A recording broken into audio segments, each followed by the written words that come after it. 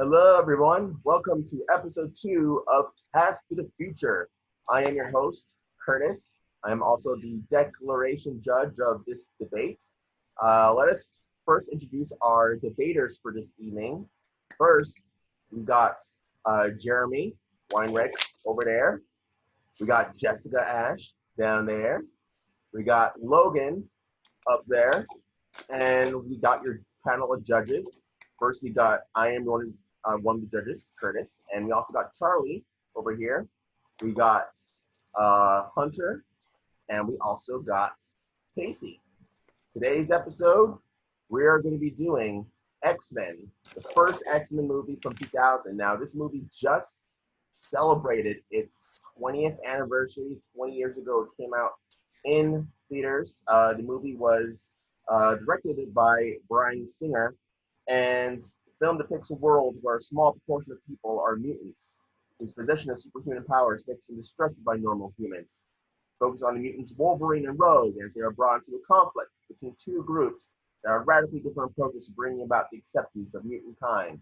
Professor Xavier's X-Men and the Brotherhood of Mutants, led by Magneto. Now, before we get started with our casting debate, we're going to go around, give a little 30 seconds thoughts about the movie, and maybe a little bit about the franchise overall, how it's influenced the comic book movie genre.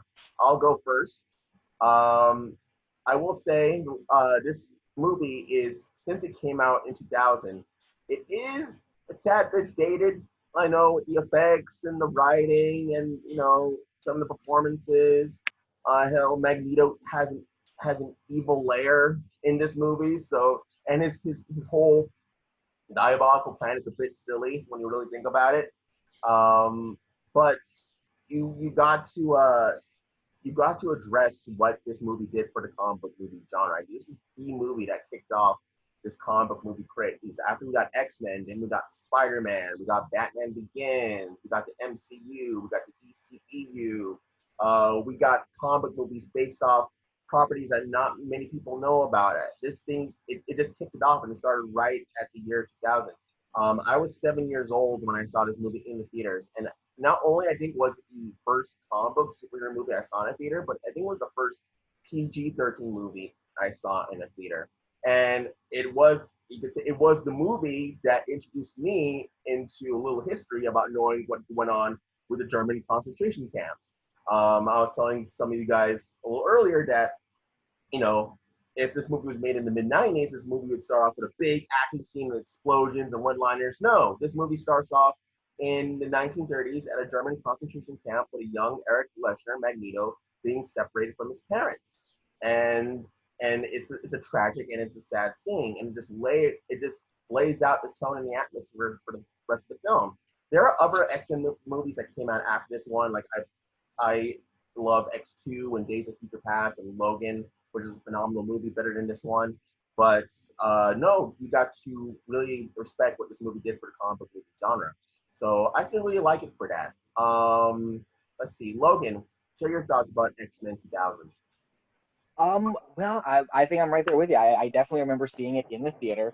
Um, although I'm old enough that I remember seeing like Batman and Robin in the theater. So I think that might have been the first comic book one for me.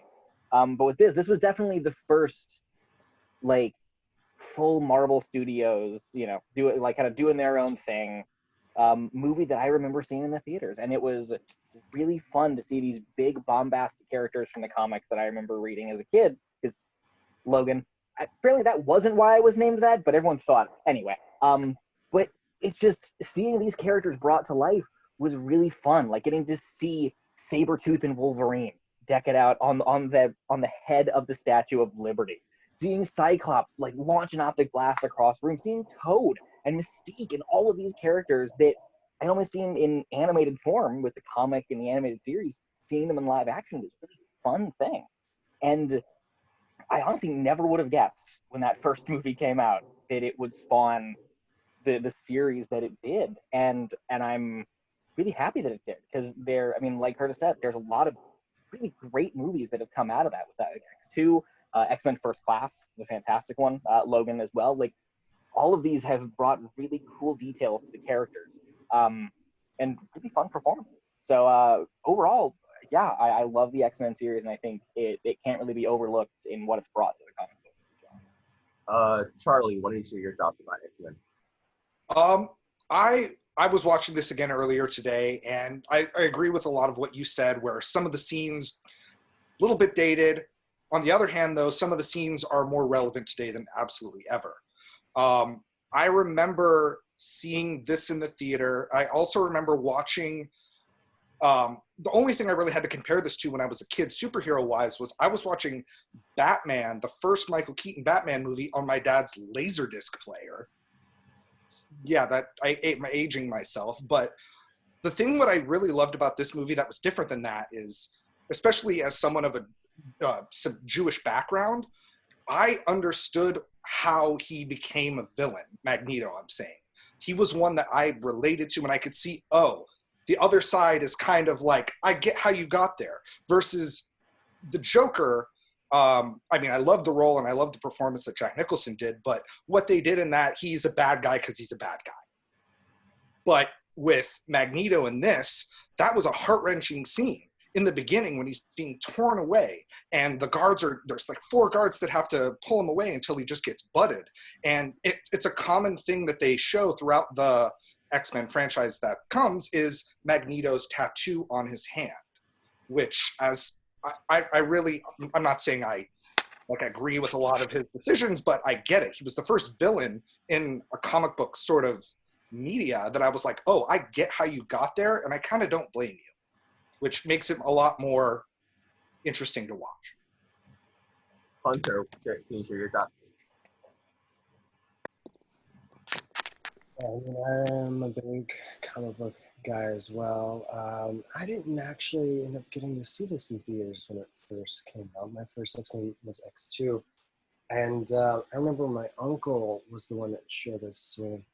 And what was interesting about it was he shared with me his perspective as a gay man, how he was like, the ostracization of these mutants. He's like, he was explaining to me as a young kid. He's like, you see what they're doing here? It's parallels with the real world, and it was blowing my mind because I was like, these are superheroes and they're just fighting bad guys. And he's like, they're fighting more than bad guys. They're fighting bad ideas, and it was one of these things that like turned me on my head immediately, where I realized that these sort of stories can be more than just the big bombastic action set pieces.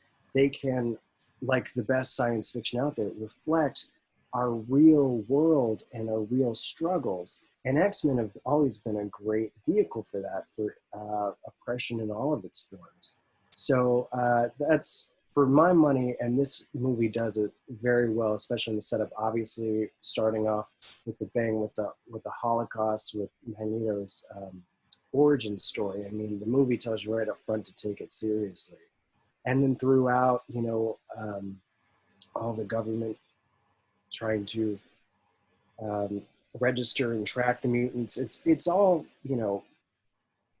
very well handled, I think, and sets up a lot better commentary in later films as well. So for me, that's always been one of the lasting impacts, where X-Men stands out from even other comic book properties, where beyond just the fun and the action, it can actually like stand for something beneath the surface.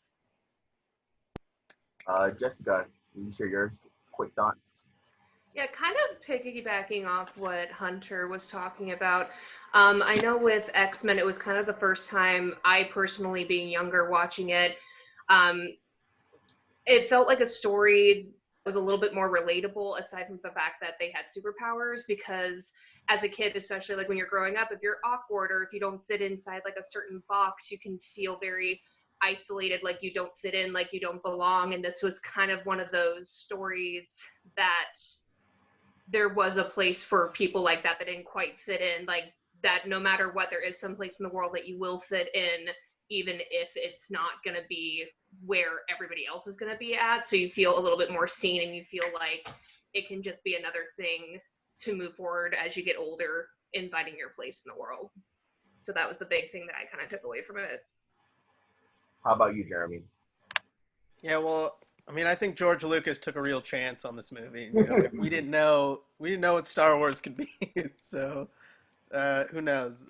Just kidding. X-Men, I guess same with everybody else. Oh, well, not I don't know. I don't know. Maybe. I mean, I love this movie because I don't know. It was like the first time where I was like, whoa, superheroes could live in like our actual world. Because you know, because it was like the first time, at least movie where I saw or slash cartoon, where I was like, well, like not everybody agrees with the superhero who isn't the villain, so they don't just have to fight the villain; they also have to fight society and what they think is, or government and what they think is right and wrong. So I was like, whoa, I could be a superhero. So it kind of ruined me. This movie kind of ruined me because I was like, whoa, superheroes can be real. Also, like, I don't remember what it was, but somebody said that being a redhead is mutation, and I was like, what? I'm an X-Men. So, Whoa. All right. so I know what they're, you know, whatever. It's not a big deal that we're just talking about X-Men and that we have an actual X-Men an actual mutant in this debate. The more you know. System. Kaycee, what do you give your thoughts, your quick thoughts? You all are making such beautiful, eloquent points about this movie. I love it. I'm not going to say anything as deep, I am afraid. I didn't actually watch this movie until I was older. I didn't watch it until I was in high school. I got it like on a DVD through Netflix in the mail, that kind of situation. And I think I started watching all the movies because First Class was about to come out, and I was intrigued by that. I think if I was to put this, like the first X-Men on a ranked list, it'd probably be like number 4. Like I love Days of Future Past and First Class and Logan, but like I still really like the first X-Men movie as well. And I think those themes of like, you know, like being an outsider in your own world and people, you know, not, you know, accepting you even when you are a good person trying to help people. I think that is something that still resonates a lot today. And there's definitely like elements of the movie that feel like, oh yeah, this is the early 2000s, but I think in general, what the deeper meanings, like that still resonates today.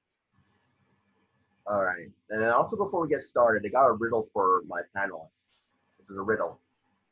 Do you know what happens to a toad when he gets struck by lightning? A bad joke happens?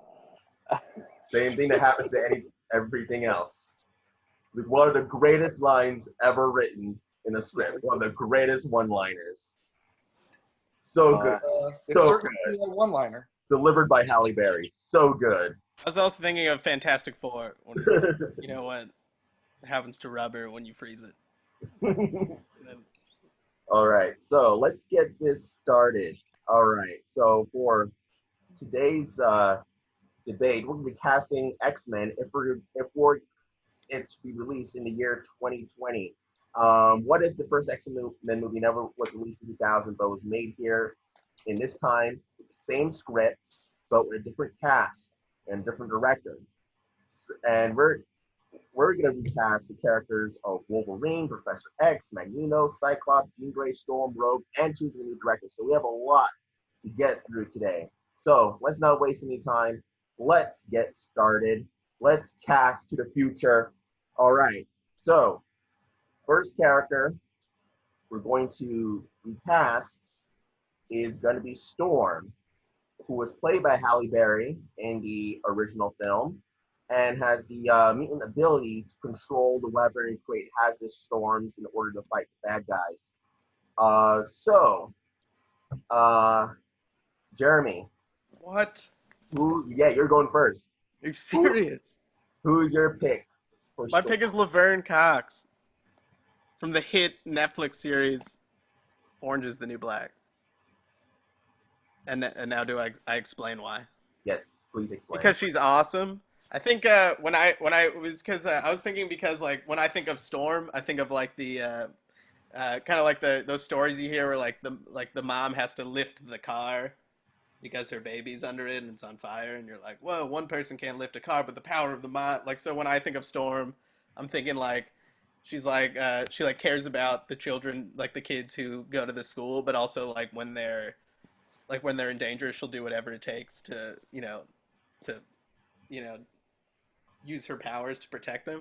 So when I was watching Orange is the New Black, I kind of figured that with Laverne Cox. And also I was thinking like when actors, I once heard this something about Meryl Streep where she said she reads a script, and when she reads it and she's like, oh, I get that, and then when she doesn't understand something, she tries to like figure it out. She tries to like figure it out as like, if she were that person, how would she do that? So I figured a lot of acting comes from personal experience, and I feel like, and I think what I know, not a lot about Laverne Cox's life, but she's had to make it in Hollywood through like a, you know, when Hollywood didn't exactly accept her, so she's still trying to live in this world, and still try to be like a badass and be awesome, which it seems to be what X-Men are all about.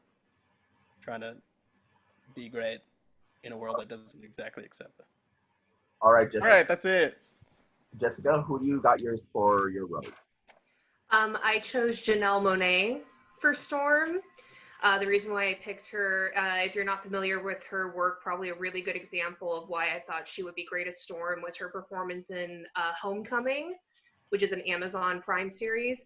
Janelle Monáe is really good at having almost like a quiet power behind her, where you know that she can deliver a great performance, but she's also really good at kind of like masking certain emotions in the moment where you're not quite sure where the turn is going to take, which I think is really important to have as kind of like an underlying thing for Storm as a character, just because you never know like when that next big, like, for lack of a better term, like storm is going to hit. And I feel like she can bring that like powerful, quiet grace and power to the role in a believable way. All right, thanks. Logan, who you got for your Storm? Well, my Storm is Gina Torres. Now Gina, I've been a fan of hers, honestly, since Firefly. I'm a giant nerd, so yeah, that's pretty much when I started becoming a fan of hers. But in continuing to see her career, I've seen a lot of little things that I think would work really well for Storm. Not only the character she plays in that show, but her character on Suits. One of the versions of Storm that I always grew up really relating to was Storm on X-Men Evolution, where she's a little bit older than the rest. Like she's, you know, but she is more the, I'm a teacher, I've been here for a while. Like you very much feel like she was probably the first mutant that Xavier kind of pulled into the ranks. And Gina Torres always kind of gives off that kind of quiet beauty, but at that split second, you can see her kind of turn to that rage, and you know she can probably destroy you, however that might be, if in Storm's case, whether it's a blizzard, whether it's a nice windstorm, or, you know, a nice lightning bolt to a toad person. Either one works. But I've seen enough from Gina Torres that I do think she could bring a lot of that inherent just awesome and cool to a character like Storm. All right, you three, did it out. I think you guys look dumb. All right, you guys look really stupid. I'm just kidding. I really enjoyed. I actually really like Janelle Monáe. I know it's not helping my case. I don't know who Gina Torres is. I'm sorry, but I feel like this movie, like I feel like X-Men's all about either giving somebody their first shot, or like this is like somebody who's been around but isn't as well known. So that's why I think it would be either Janelle Monáe or Laverne Cox, because I think a lot of people know who they are, but they have gotten a pretty big shot, and people know, but that's why I wouldn't think it'd be Gina Torres. And also, those glasses look amazing on you, so it's not really helping my cause. Your glasses look really good, and that Jess's hair looks nice as well. When it comes to a character like Storm, at least with me, and I know with the original movie, Halle Berry kind of tried it for the first movie. But Accent? the fact that Storm, yes, the accent, the fact that Storm is supposed to be a character from Africa. And maybe I've only seen Laverne in Orange is the New Black. I haven't seen her do any accents. So quite late, I haven't heard any accents from her. I don't know what she can do. She could do a rockin'. I just have no idea. But I think Gina Torres brings that. Like I could believe she was, you know, a goddess from the African plain. Like I could see her kind of bringing that regal feeling. I could see her also, like, you know, bringing that kind of queenly vibe to the character as well. I feel like with Janelle, If we were going to go with Janelle Monáe, the reason why I feel like she would be a great choice for this is because not only can she hit those emotional beats really well, and we've seen her do that, she also is really good at action work. And I want to see her kind of get a chance to kind of expand on that a little bit. We saw a little bit of it with Homecoming. Otherwise, we've seen her in a lot of drama-based things where she's really kind of showcasing her acting skills and that she has kind of the talent behind it to back it up. But I want to see her be able to kind of like broaden her horizons, which she's clearly trying to do. And I feel like being in a franchise that X-Men kind of turned into would really kind of give her that chance to really showcase what she can really, really do and open up more doors for her. On top of that, being able to open up more doors for future actors and actresses along the way who kind of want to showcase that they're more than just like one note in one genre. I feel the same for Laverne, except for like when I see Laverne Cox, I think like, there's like she's like a superhero, but like in the sense where it's like, I want to see her like Captain Marvel, like flying through the sky. But like the thing is with X Men is, I think a lot of the X Men are kind of, old guy in old bald guy in a chair, old dude with a helmet, some nerdy kids, some young girl who doesn't like her parents because they don't understand her.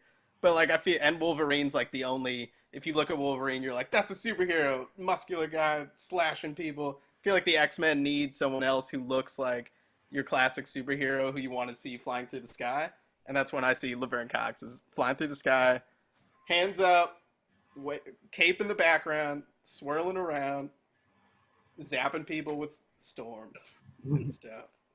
Well, not that Also, I you don't get guys, that both of vibe. your hair looks so good. I mean, undeniable. It's You're ridiculous. Not that I don't get that vibe from Laverne, but I mean, to kind of go off of what Jess was saying with action stuff, I mean, Gina Torres has proven she can handle good action beats. I mean, with films like Serenity, her character is the big action core of that crew, and I could see them utilizing that to almost augment how Storm is potentially written to allow her to do some more fighting choreography, like originally appeared in the third X-Men, versus more integrating the lightning into fist fighting combats and tornado spins and all kind of interesting moves. I agree with both of you. It's hard to fight. It's hard to fight. We got a classic Magneto, Professor X type deal. I don't want to fight you guys. Jessica, do Anyway. you have any last statements?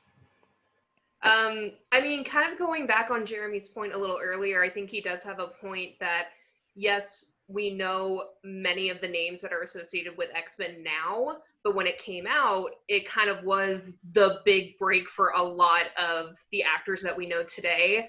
And I do feel like Gina Torres is very well established, but if we're looking at somebody like Janelle Monáe or Laverne Cox, where it's like, oh, I've heard that name, or oh, I like her, it's the first time that they can kind of be in like in a really iconic role where little boys and girls will grow up being like, oh yeah, I remember so and so being Storm. Like we remember Halle Berry was Storm, but her career, of course, went in a different direction after that, and she was in bigger and bigger things. Same with Hugh Jackman; his career went and he did bigger and bigger things.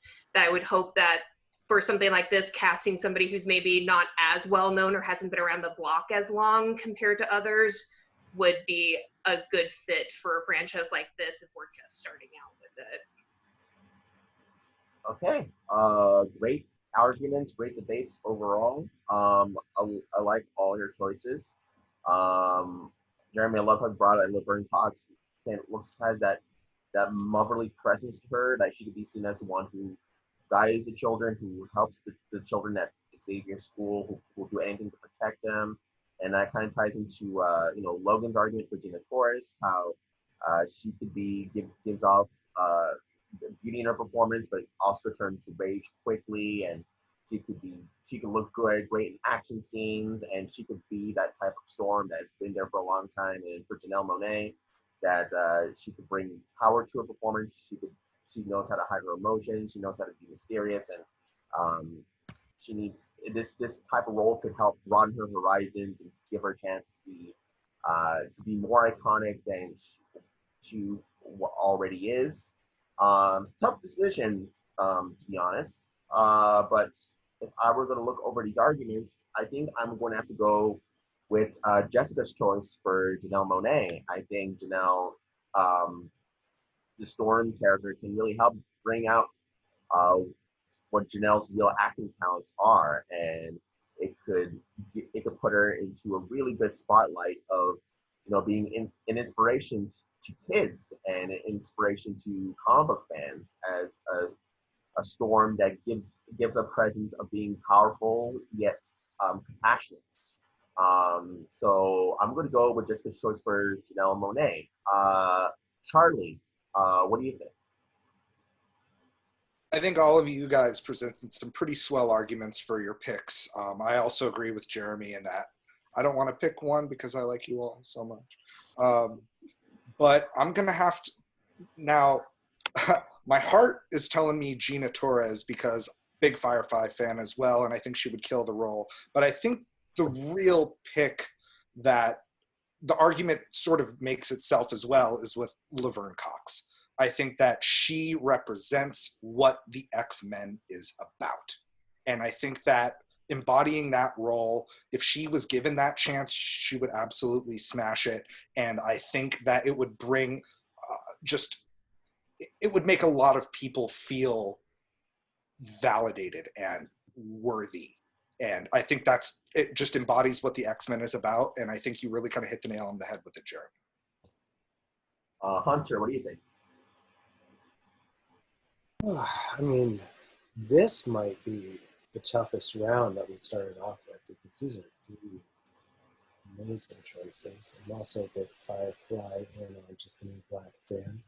And just Janelle Monáe in general. Gina Torres and Laverne Cox, I think both fit the superhero, like I can see them doing all of the action, fit that mold so well. But I think Jessica made good points for why Janelle Monáe not only nailed that, but elevate the role even further with her great dramatic acting chops and maybe make Storm stand out even more than she did in the original film. Because going off that original script, I don't think she's got that much on the page. But I don't know, Jessica convinced me that Janelle Monáe would elevate what is there. All right, another point for Janelle Monáe. Kaycee, what do you think? I knew going into this was going to be the toughest category because all of the picks for Storm are so good. And for different reasons, I love Gina Torres in Firefly. She is amazing. I mean, she's amazing in everything she is. I mean, all these women are amazing in everything they are in. I love Janelle Monáe. She is an amazing actress. I can't remember what her first role was, in film or whatever, but I just knew her from her music. And so when I found she was an actress, I never expected her to be as good of an actress as she is. But I think that for me, the standout argument and casting is Laverne Cox. When I saw Jeremy's choice was Laverne Cox, I was like, chef's kiss. That is perfection. I just think she would fit so well for so many reasons. So I'm going, and Jeremy, you brought up a lot of points that I hadn't even thought about before. And so I think I go with Laverne Cox. All right, so it's a tie between Laverne Cox and Janelle Monáe, 2-2. So Logan, be our tiebreaker. Oh, I'm a tiebreaker. Okay. That's hard between those two. Honestly, what it comes down to is I have only seen one of these actresses in anything. So simply based on that, I think my choice would have to go with Jeremy's choice for Laverne Cox. All right, so yeah, there we go. Laverne Cox is our Storm. Good job. All right, great job, Jeremy. All right. Thanks. Logan, you're assigned. Great judging. Oh my God, we're nailing this. Sorry, what were you saying? I said Logan's assigned reading for next week is Moonlight. I know I need to see Moonlight. It's there on the list. Yeah. All right, so Load up the top. Our Storm. We have Laverne Cox. All right, so our next character, our next round, is Rogue. Her real name, Marie D'Encanto, mutant who absorbs the powers or memories of any person touching her skin. Of course, she's played by Anna Paquin in the films. In my opinion, I think they could have done a little bit better with Rogue's character in the films. Either Anna Paquin is an amazing actress. I just think her character is a little bit underwritten. But let's just cast Rogue as she is portrayed in the movie. So, Jessica, start us off with your pick for Rogue. I chose Chloe Grace Moretz, and the reason why I chose her is because she's another actress she's been around for a little while, kind of like Anna Paquin. She was also a child actress.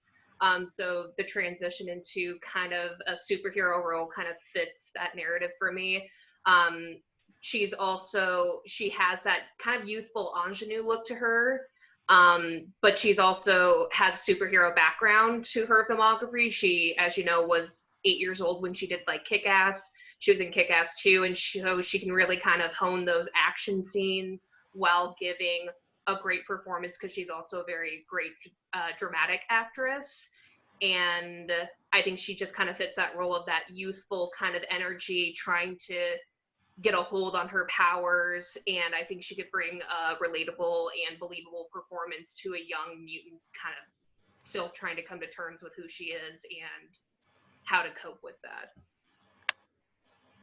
All right, Jeremy, let's go to you. Who you have your pick for Rogue? I took the same approach as Jess because I was looking for somebody very similar to Anna Paquin, which was she was nominated for the piano when she was a kid. So I picked Abigail Breslin, who was also nominated as a kid. So I thought very similar to what I was saying for Laverne Cox, which is people will take like their personal lives and turn it into these characters. So I figured it would be like a similar story where somebody who grows up thinking that she was like 10 or something when she was nominated for an Academy Award, and then she grows up making more movies which were amazing, a la Definitely Maybe. I mean, come on. I used to have that on my iPod Nano and then watch it in my bed. It's so small, but so worth it. But I was thinking that the characters that she played when she was older were more they were really great, but they were somewhat they seemed unsure of themselves. And that's when what I saw of Rogue was she was kind of like fighting this feeling of she seemed to want to she seemed to understand, like, love herself, but she didn't love her powers, which kind of contradicted what she wanted. And I feel like when Abigail Breslin's movies, or the way she acts, is always like she has to fight with with this like inner conflict, and that's how I saw Rogue, and that's why I picked Abigail Breslin. Just like Anna Paquin was nominated. The piano, jeez, what a film! All right, Logan. All right, Logan. I mean, yeah, all of those are really good. For my choice, I went with Journey Smollett Bell. We just saw her recently in Birds of Prey as Black Canary.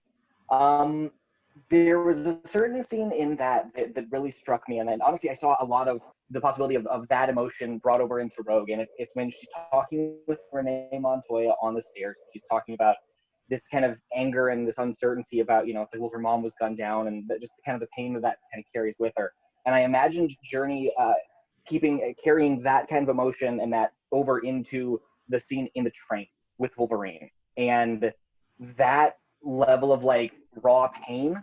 I thought would be a really nice extra layer to add in to the character of Rogue. Because we were talking about, that Anna did a good job with the first one, but could have done better. So I think that Journey could kind of take what's there on the page and elevate it a bit. She has the superhero background with kind of dipping into Birds of Prey, and kind of like what Jeremy said, in that film she is a little bit uncertain of herself and kind of has to come into her own as not only a hero but as a woman by the end of the movie. And I think that could work really well for Rogue with how she grows over the course of the series as well. So yeah. All right, C3, debate it out. Sorry, go ahead, Jeremy. No, you go. You go. It's the most polite debate I've ever seen. As much as I love her, and I adore her, I have a couple, not issues, but a couple things that I feel like I would have a hard time having Journey being Rogue. I think number one, just her natural charisma. It's hard to believe that she would play somebody that would be so unsure of herself. And I also wonder, I think she might be a little too old for the role. Not saying that she's old by any means, but like I always kind of envision Rogue as like almost like high school age. Like she just seems to be a little bit younger. So like it pains me to say it, but it's just like I feel like with either Chloe or Abigail Breslin, they kind of fit more the age range, at least look wise. And I could also believe that they could be like a little bit more awkward or unsure of themselves, just kind of based on how they are able to kind of bring that performance. And I think it's just because it hasn't been as long for them, because they were probably just at that stage when they were child actors, kind of still unsure of themselves. You go. No, go for it. No, how dare I interrupt you? You go first. I'm more so curious as to what you had to say.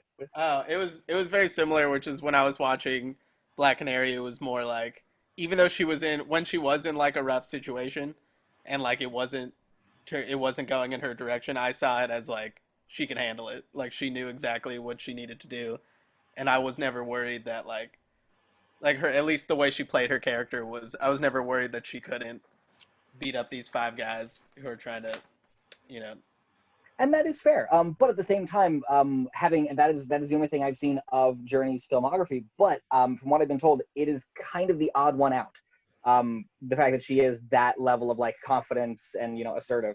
And in the various movies I've seen with the others, like I think Chloe Grace Moretz also kind of falls into that category, where it's I've seen her in too many things where she has been too capable to believe that like the whole thing where she has to like, where she is really awkward with trying to steal the money from the tip jar, and like the bartender's like, yeah, no, this is not there. Chloe Grace Moretz has that whole thing emptied before he's noticed it's even gone from the bar. Like it's just, that's the kind of vibe that she gives off as an actress. And with Abigail Breslin, I don't know. I there's just something about it. I can't necessarily see the transition where she goes into heroic. I've only seen one or two things where Abigail plays a character where she does kind of step up and is the heroic kind of follow up. And with a lot of those, I don't know. At least for me, not a lot of them felt in fitting with the character. It felt like it was because the story needed it to happen, not because the character had grown to there. Maybe that was just me, but I see that. I was thinking like, but Rogue, at least in the first X-Men, like she doesn't really have a lot of hero moments, and she's more like, she's got this battle within herself, and she's almost I feel if I were this character, I'd feel more cursed than anything, because she's got this boyfriend. She wants, you know, she pretty much she just wants to hold his hand, but she can't, or even kiss him, but she can't, and that's more like her conflict. And then as it goes, and then as the next movies go on, she starts to use her powers and become more heroic, which I think after that point, Abigail Breslin could, you know, we could hope to, you know, that she, you know, she doesn't have to like punch anybody, but she could like just touch them and like just walk. No, that's the other person. But they, you know, then she could, when in the X-Men, when she's like, ooh, that was awesome. I was thinking Chloe Grace Moretz, who I love very dearly. Not personally, because we've never met. It's a weird thing to say. It's really strange. But I've been kick-ass for the last 7 years for Halloween, so I'm like a huge fan. But even in just like, you know, very similar, but even in The Miseducation of Cameron Post, like even though in like her character is being is like, you know, is living in a world where she's not accepted, like I still felt like as her character choice was, like I don't care what you think, I'm still gonna win no matter what happens. So it felt less like she's tormented by by the world that she's living in, and more like she can handle whatever comes. And I see Rogue as somebody who is tormented by what she's been given in life, that I think Abigail Breslin can play, and hopefully get back out there. I haven't seen her in so long. I mean, definitely maybe 2. Where's that movie? Seriously. I will say, in Chloe's defense, it's not the best movie, but I bring this up because of her performance in it. If you've seen movie 43, she has a segment in it where she is a very awkward, like preteen, like early teenage girl who doesn't really know how to handle a situation. And I feel like just that little vignette in and of itself kind of showed that she can play awkward, that she can play unsure, and as she gets older, she's just going to get better with her acting abilities. We've seen that. So I know that she is capable of being able to give a performance like that, but I also know that she's capable of delivering an awesome action performance because she has that in her background. Yeah, not to hurt my own case, but in Kick-Ass 2, she actually was like, I want to be a superhero, but I also want to be like a teenager. I want to be a superhero. So, damn it, Jeremy. Thank you, Jeremy. I'm a horrible debater. And to defend Journey with that, like, I think we've seen through many movies, we've seen this kind of rogue who is this innocent who kind of needs to be protected. And I like the idea of presenting a rogue that is so sick and tired of having to keep the world at arm's length that, you know, she is, that instead of I'm running away from home just because I need to be away from everybody. I could see Journey's rogue feeling like I'm running away from home because I'm sick and tired of sitting at home and everyone just being like, we'll fix this. And her rogue to me feels like the one who is like, I'm taking this road trip and I'm going and I'm fixing whatever the hell is wrong with me. Whether it's taking the cure, as we would potentially see, depending on which ending you catch in movie 3, or joining the X-Men, kind of being a prolonged hero. God, that was an amazing point as well. All right. Yeah. Okay. This wraps up this round. Great that this overall. This is really good choices over here. I'll start off by saying I like all your arguments. I love how you three went back and forth of sharing pros about your choices and cons about the other's choices. I really like the choice of Chloe Grace Moretz, and I like how Jessica's brought up that she's been acting for a very long time and shown experience, and she's been in many things, many actors, and even though as they've brought up that she could be seen as a character that could win, like a character that could be seen as too confident, even if the odds are against her. She can still play awkward. She can still play a little bit timid. She can still play someone who could be seen as sort of fish out of waters, or someone who knows how to work well in uncomfortable situations, how to act like she's in uncomfortable situations. And with Abigail Breslin, I love how passionate you are, Jeremy, how you brought up her career and what she's done in the past, what types of characters she's played, that she knows how to play complicated characters who are very unsure of themselves. I love how you brought that up. And with Journey Smollett Bell, it's a pretty good choice too.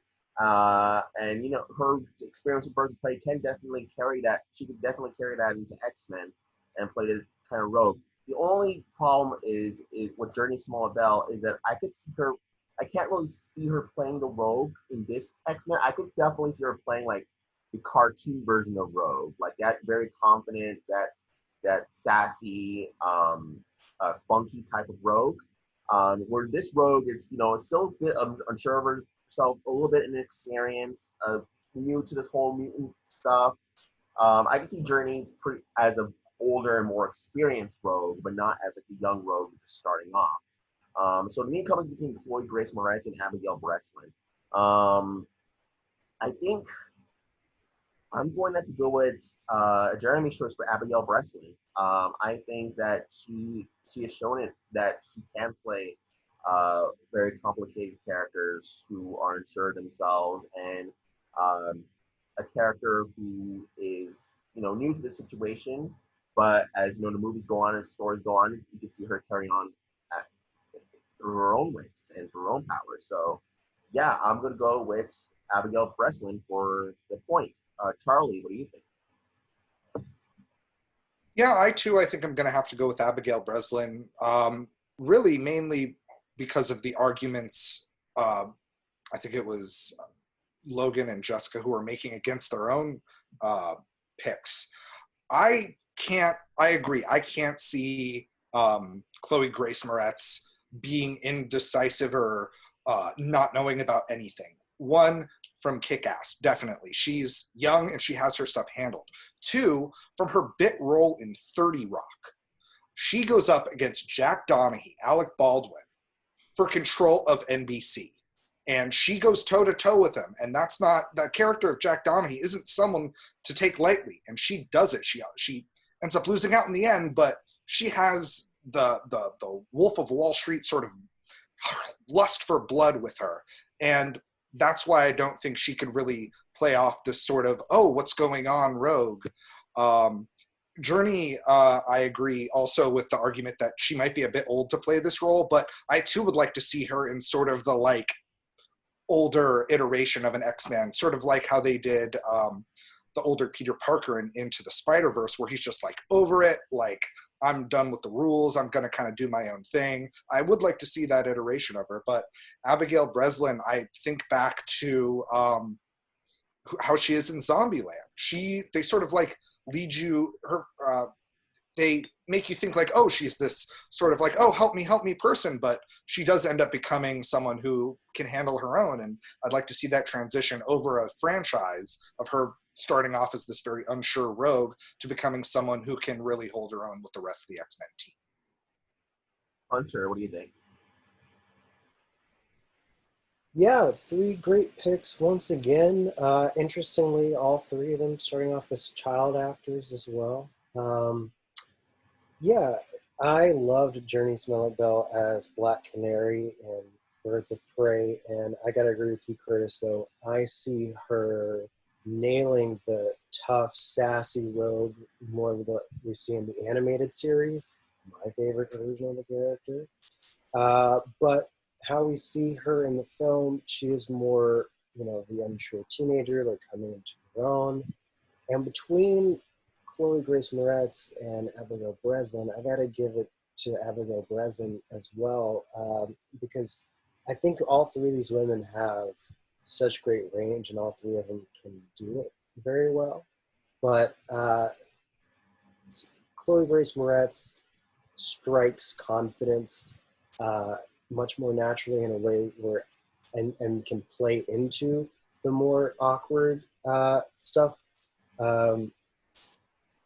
Like movie 43, which, by the way, how dare you invoke that in your argument, Jessica? Now, lose a point for that one, period, for making me think of that terrible movie. But you're right. I made good use of it. I actually thought you liked it. I know. I mean, the movie's bad, but I actually thought she took advantage. Her part in it was actually good, and a good point for that she can play it. But I think that it just in the initial casting, like the moment you see Abigail Breslin, I think she invokes the trope that they're going for rogue in the script, where she is more unsure of herself, going for the classic X-Men subtext, which is they are adolescents coming into their own. I mean, the powers and everything hit them in the same way like puberty sort of does, and we see it. We see them struggle with it the same way they struggle with their own feelings and sexuality and that sort of thing. I mean, Rogue in this movie literally gets her powers when she first kisses a boy. That's barely subtext, it's just text. So yeah, I got to go with Jeremy on this one, that I think Abigail Breslin has the range and naturally would start in that more demure area. And then we could see her gain her power and her strength over the course of the story. Okay, well, I think this vote is very obvious. We got 3 points for Abigail Breslin as Rogue. Now, before we go off on our next round, I'm just curious what Kaycee would have chosen. What are your thoughts? So what I was going to say was, I think that, I agree with what a lot of everybody's saying, that, Journey would be great. But I think it's really simple for me. She's too old to play the role, I think, in my opinion. Like, I also, for this first movie, think of Rogue as, like, a teenager. And Journey Smollett-Bell, she's a decade older than both Chloe Grace Moretz and Abigail Breslin.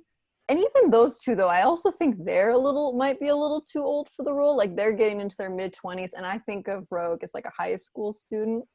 But, yeah, so that's one of the reasons I was between Abigail Breslin and Chloe Grace Moretz, but I actually would have gone with Chloe Grace Moretz over Abigail Breslin.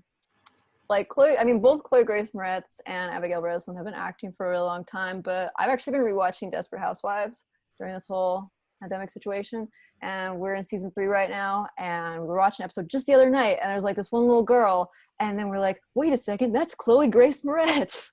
Like, she's been acting for like a really long time, and I think when we talk about like her bigger roles that people like really know her for, you know, we do like say like, oh, she has like this natural confidence, because we're thinking of her in Kick-Ass, and we're thinking of the other things, but she's been in a lot of other stuff besides that. Like, when I think of her, like, this is a role from a long time ago, obviously, but I always think of her in like Let Me In, when she's like playing like a little vampire girl, and I don't think she has any confidence there. I mean, she does have confidence, but like, I think she's, you know, portraying a very like uncomfortable sort of character, and I think she does it really well. And I think, I mean, I just in general, it's hard to pick between Chloe Grace Moretz and Abigail Breslin, because they've both been acting for a really long time, and they're both really good. But I think, just from what I've seen of both of them, I think Chloe Grace Moretz could bring the awkwardness, because she's just like such a phenomenal actress. Like, they're both phenomenal, but I just believe in her, I guess. Okay, so we got Abigail Breslin's Rogue. Now, our next character we're going to cast is the lovely and powerful Jean Grey, who is described as an evolved mutant with powerful telekinetic and telepathic abilities. Of course, she is the love of Scott Cyclops' life, and she gets in a bit of a love triangle with Scott and Logan, and also later on in the movie she becomes the Phoenix. So let's cast Jean Grey. Logan, who's your choice for Jean Grey? My choice for Jean Grey is Kyler Lee. You might know her from Supergirl and Grey's Anatomy, or if you're a comedy fan, Not Another Teen Movie, going way back to the 2000s. Honestly, a lot of what I see in her in Supergirl, I think would carry over really well into Jean Grey.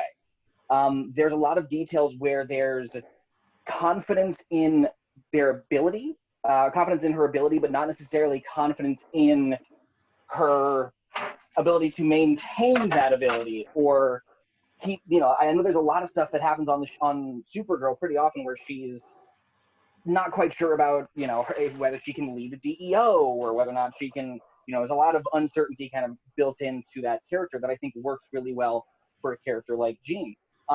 Also, the fact that Kyler recently just came out as a lesbian, I think could work on a subtextual level with the relationship with Scott and her turning towards the Phoenix Force, where it's almost her presenting Jean as if she is bisexual. And the Phoenix Force is this kind of latent, you know, bisexuality that is in her, and it's also pulling away from the relationship with Scott, but she's trying to figure out who she is, and fully embracing that is what helps her fully embrace being the Phoenix in some later movies. So yeah, that's my initial pitch for Kyler Lee.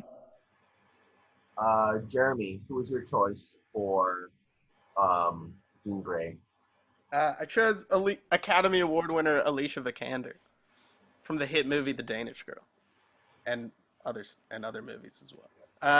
I chose her, which is it sort of unfortunately contradicts where I've been going, which is that's you know, this is a movie where it promotes younger or less known actors and then, you know, catapults them into the stardom. Thanks, Hugh Jackman.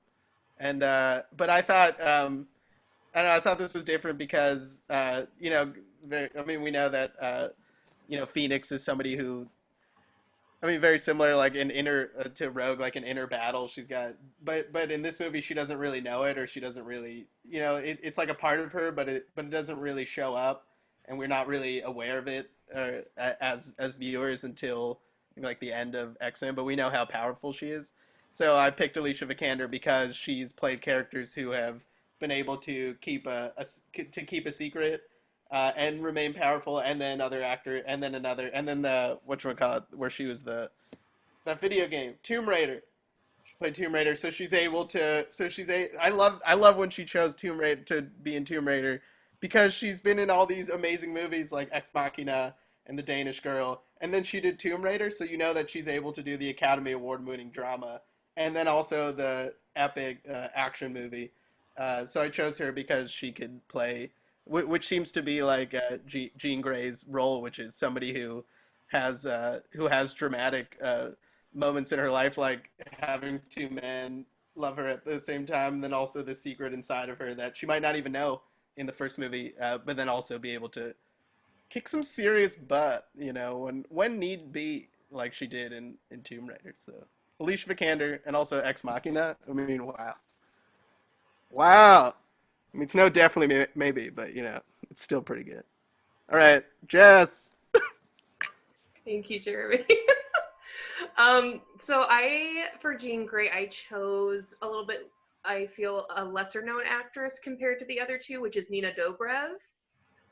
You might know her if you watch like the Vampire Diaries. She was the main star of that. She was also in the critically acclaimed Let's Be Cops with David Wayne Jr. and Jake Johnson, the guy from New Girl. I think that was who it was.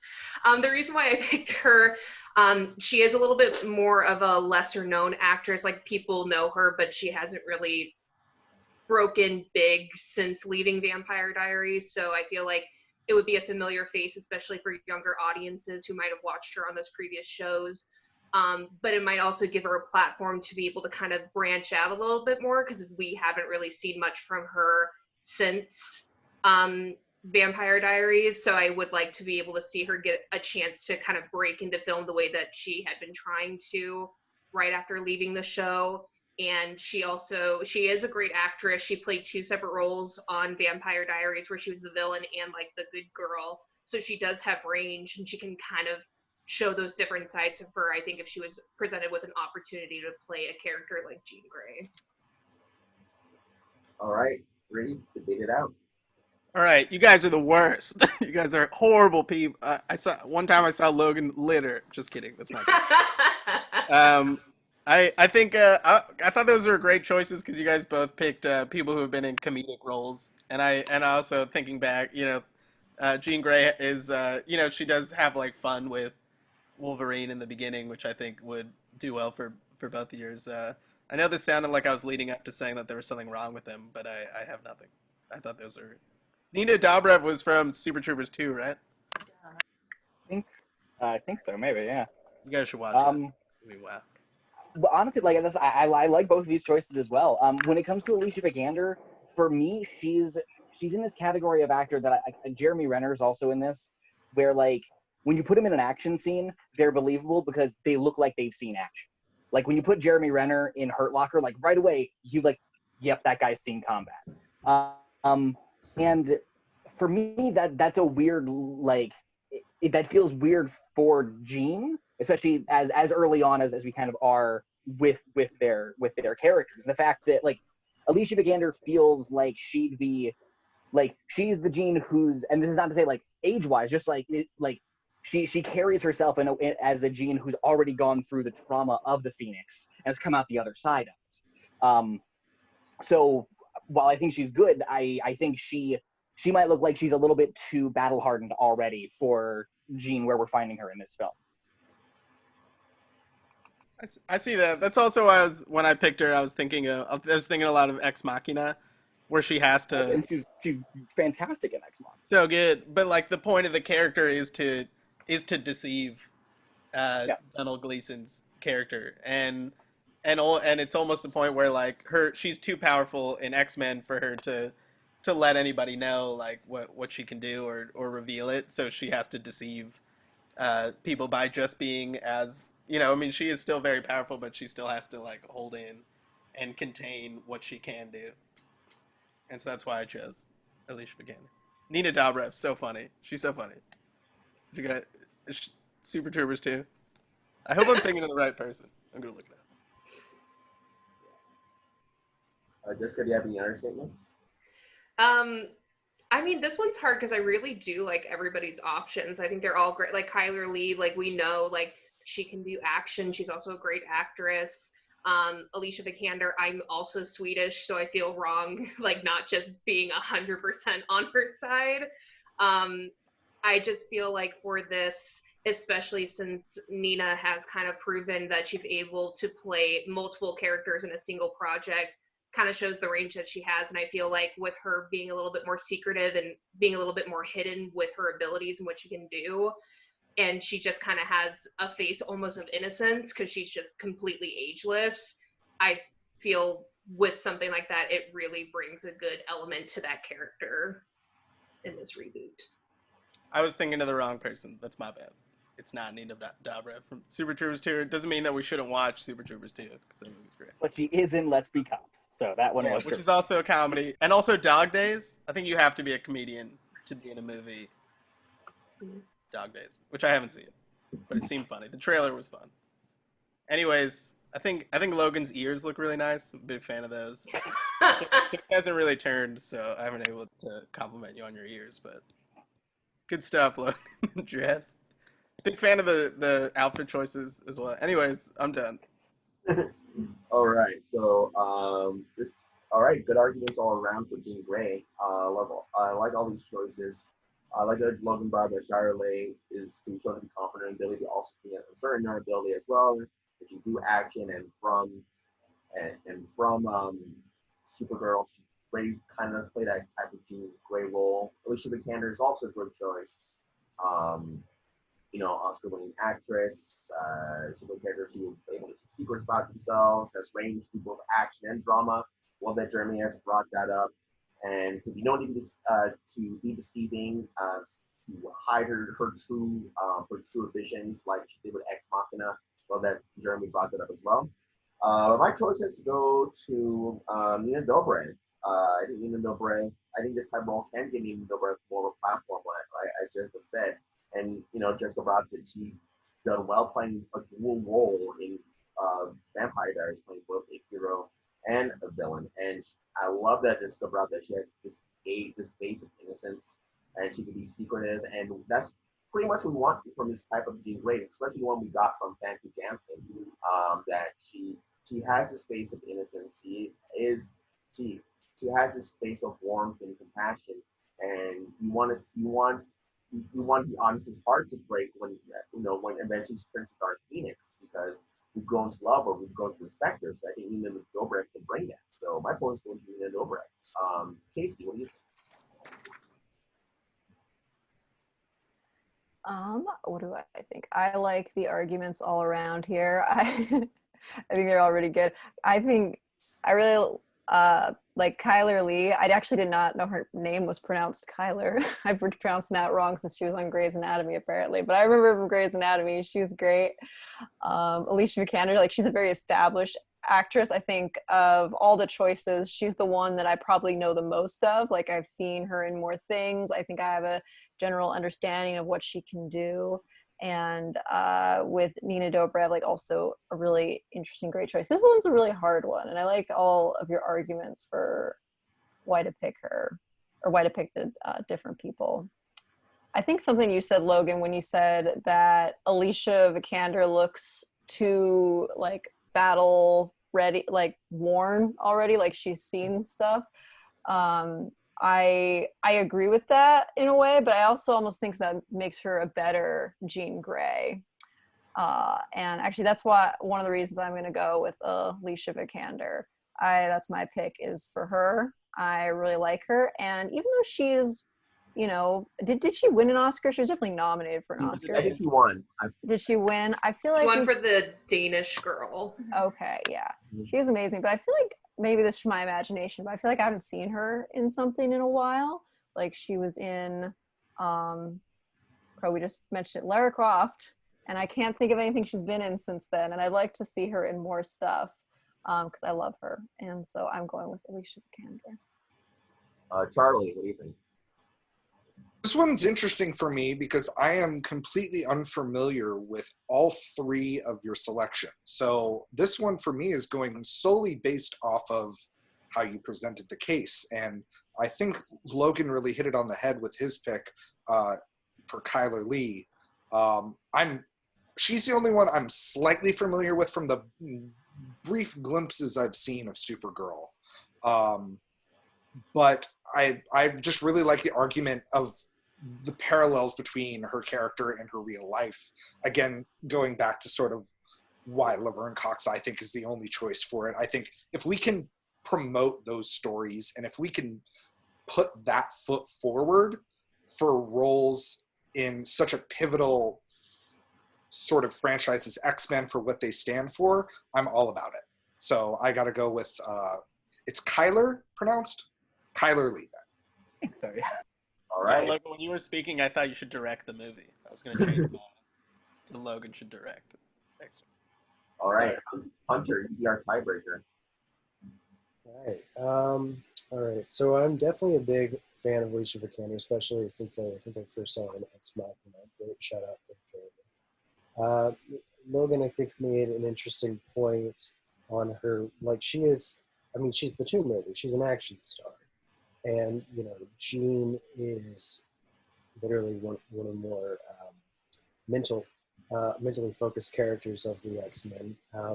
Although I think Logan's argument there almost works against his choice there for Kyler Lee, because she also is a very, tough, strong, very physical person. And interestingly, I think out of the arguments I fell on Jessica's pick for Nina Dobrev, the actress out of these three that I was the least familiar with. I've seen her in maybe one or two things.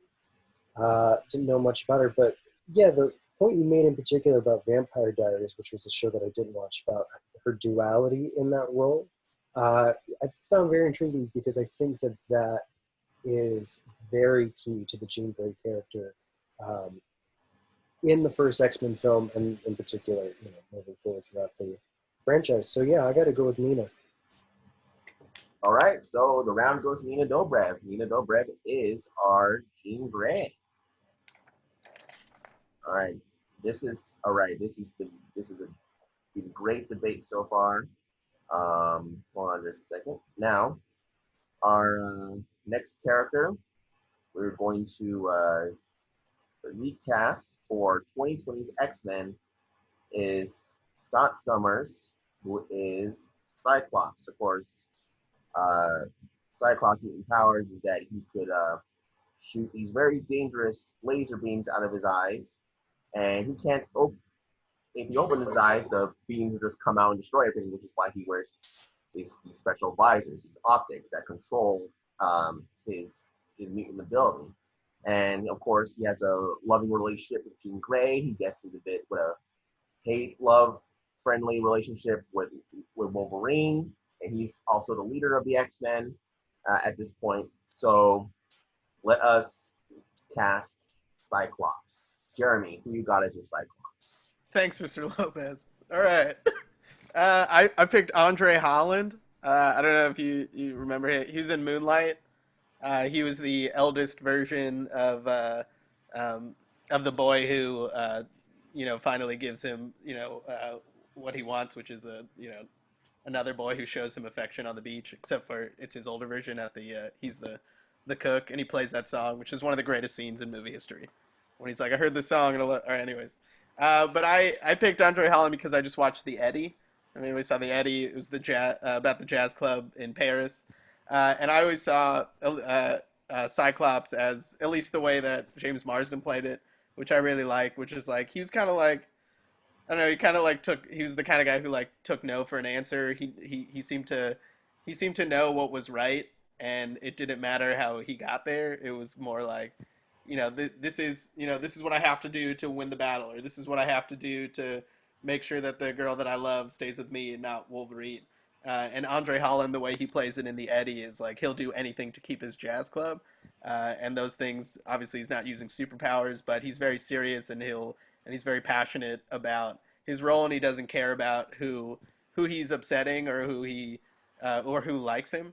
And in X-Men, it doesn't seem to me the way that it was played in the original X-Men was that Cyclops really cared about who liked him. It was more about getting the job done or getting what he wanted or felt was right. And I feel like Andre Holland would play that really well.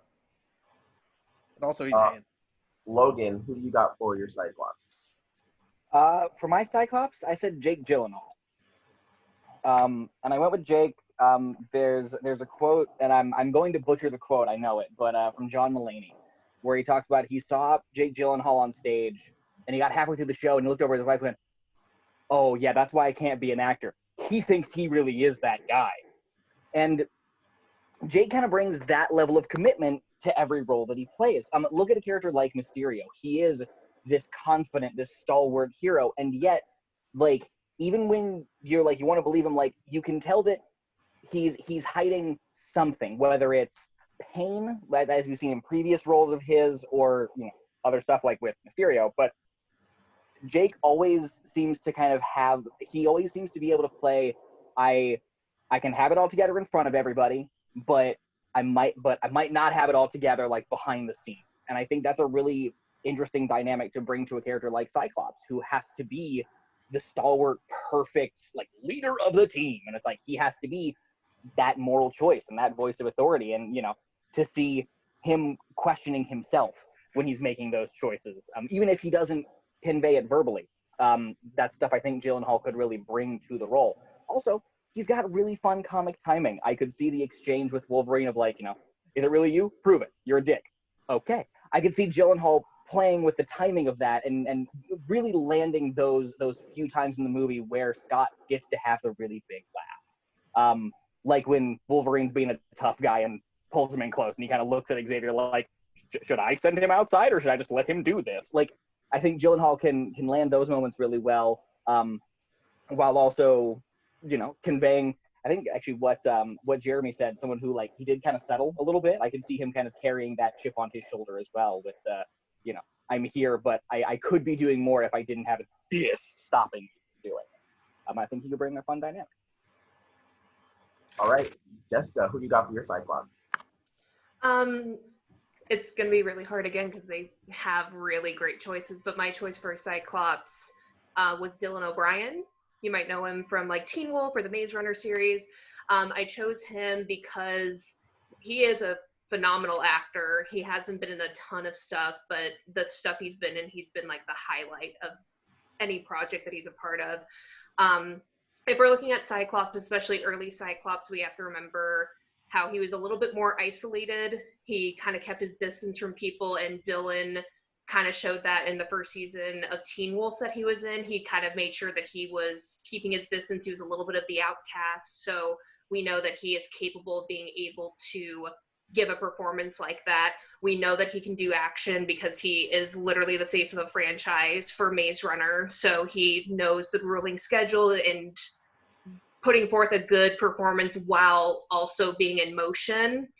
And if you're going to be looking at Cyclops, especially early Cyclops, and we're looking at Nina Dobrev being the Jean Grey, their chemistry, I think, would work better. Their age range also kind of matches up a little bit more. As much as I love both the actors that Jeremy and Logan presented, I fear that they might be a little too old for early Cyclops, whereas Dylan O'Brien has kind of that innocent, youthful face.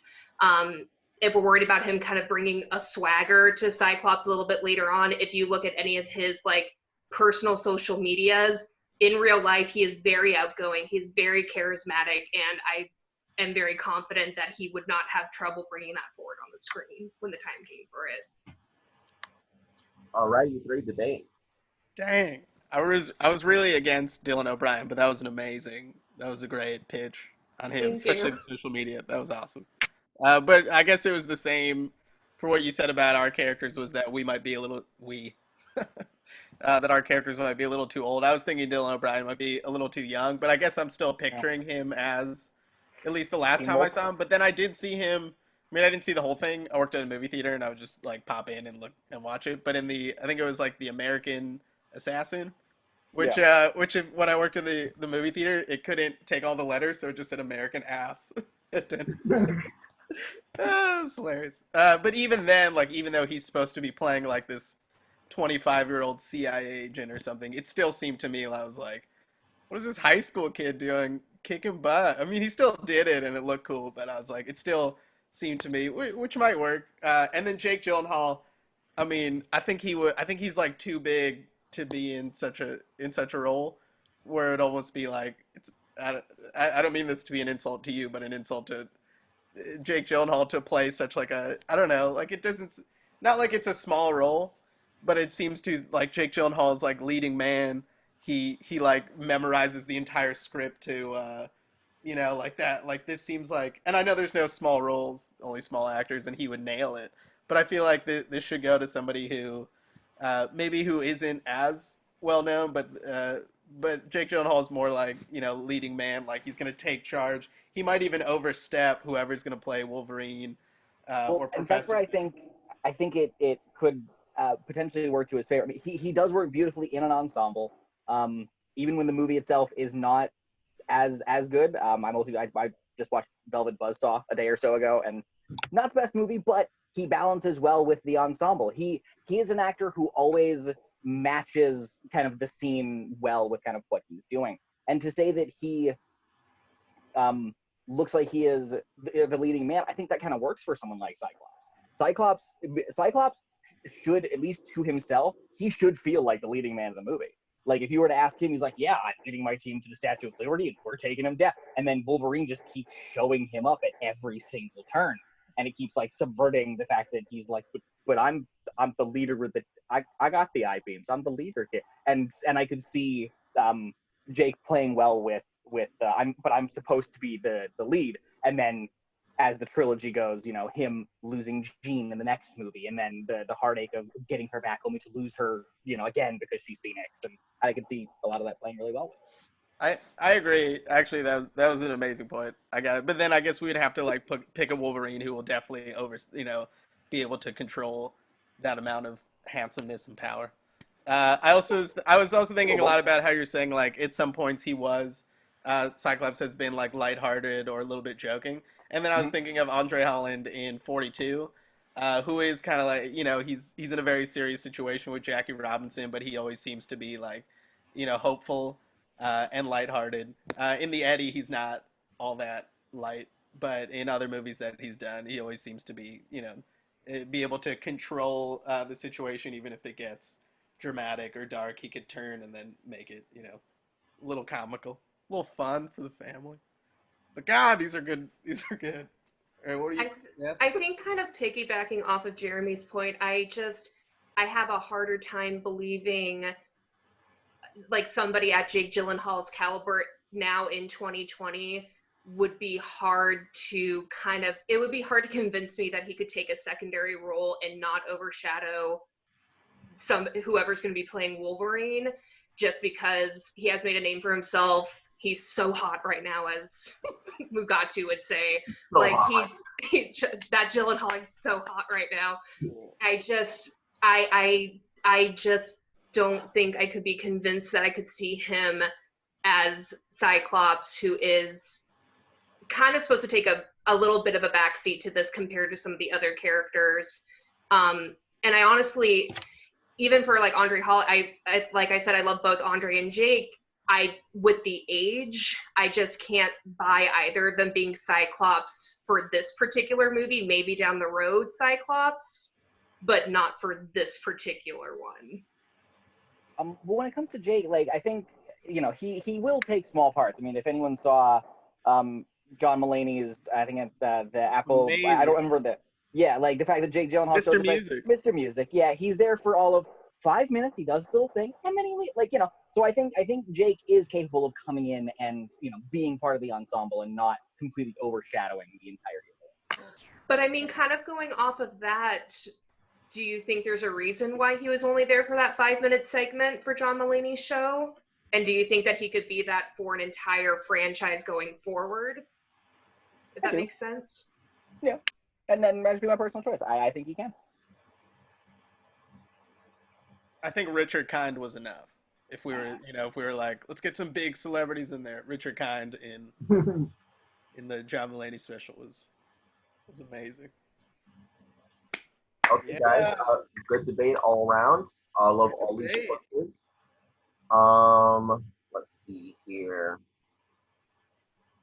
I love how Jeremy brings up Andre Holland and his experience, especially with the type of character he plays in was it the Eddie and in Moonlight.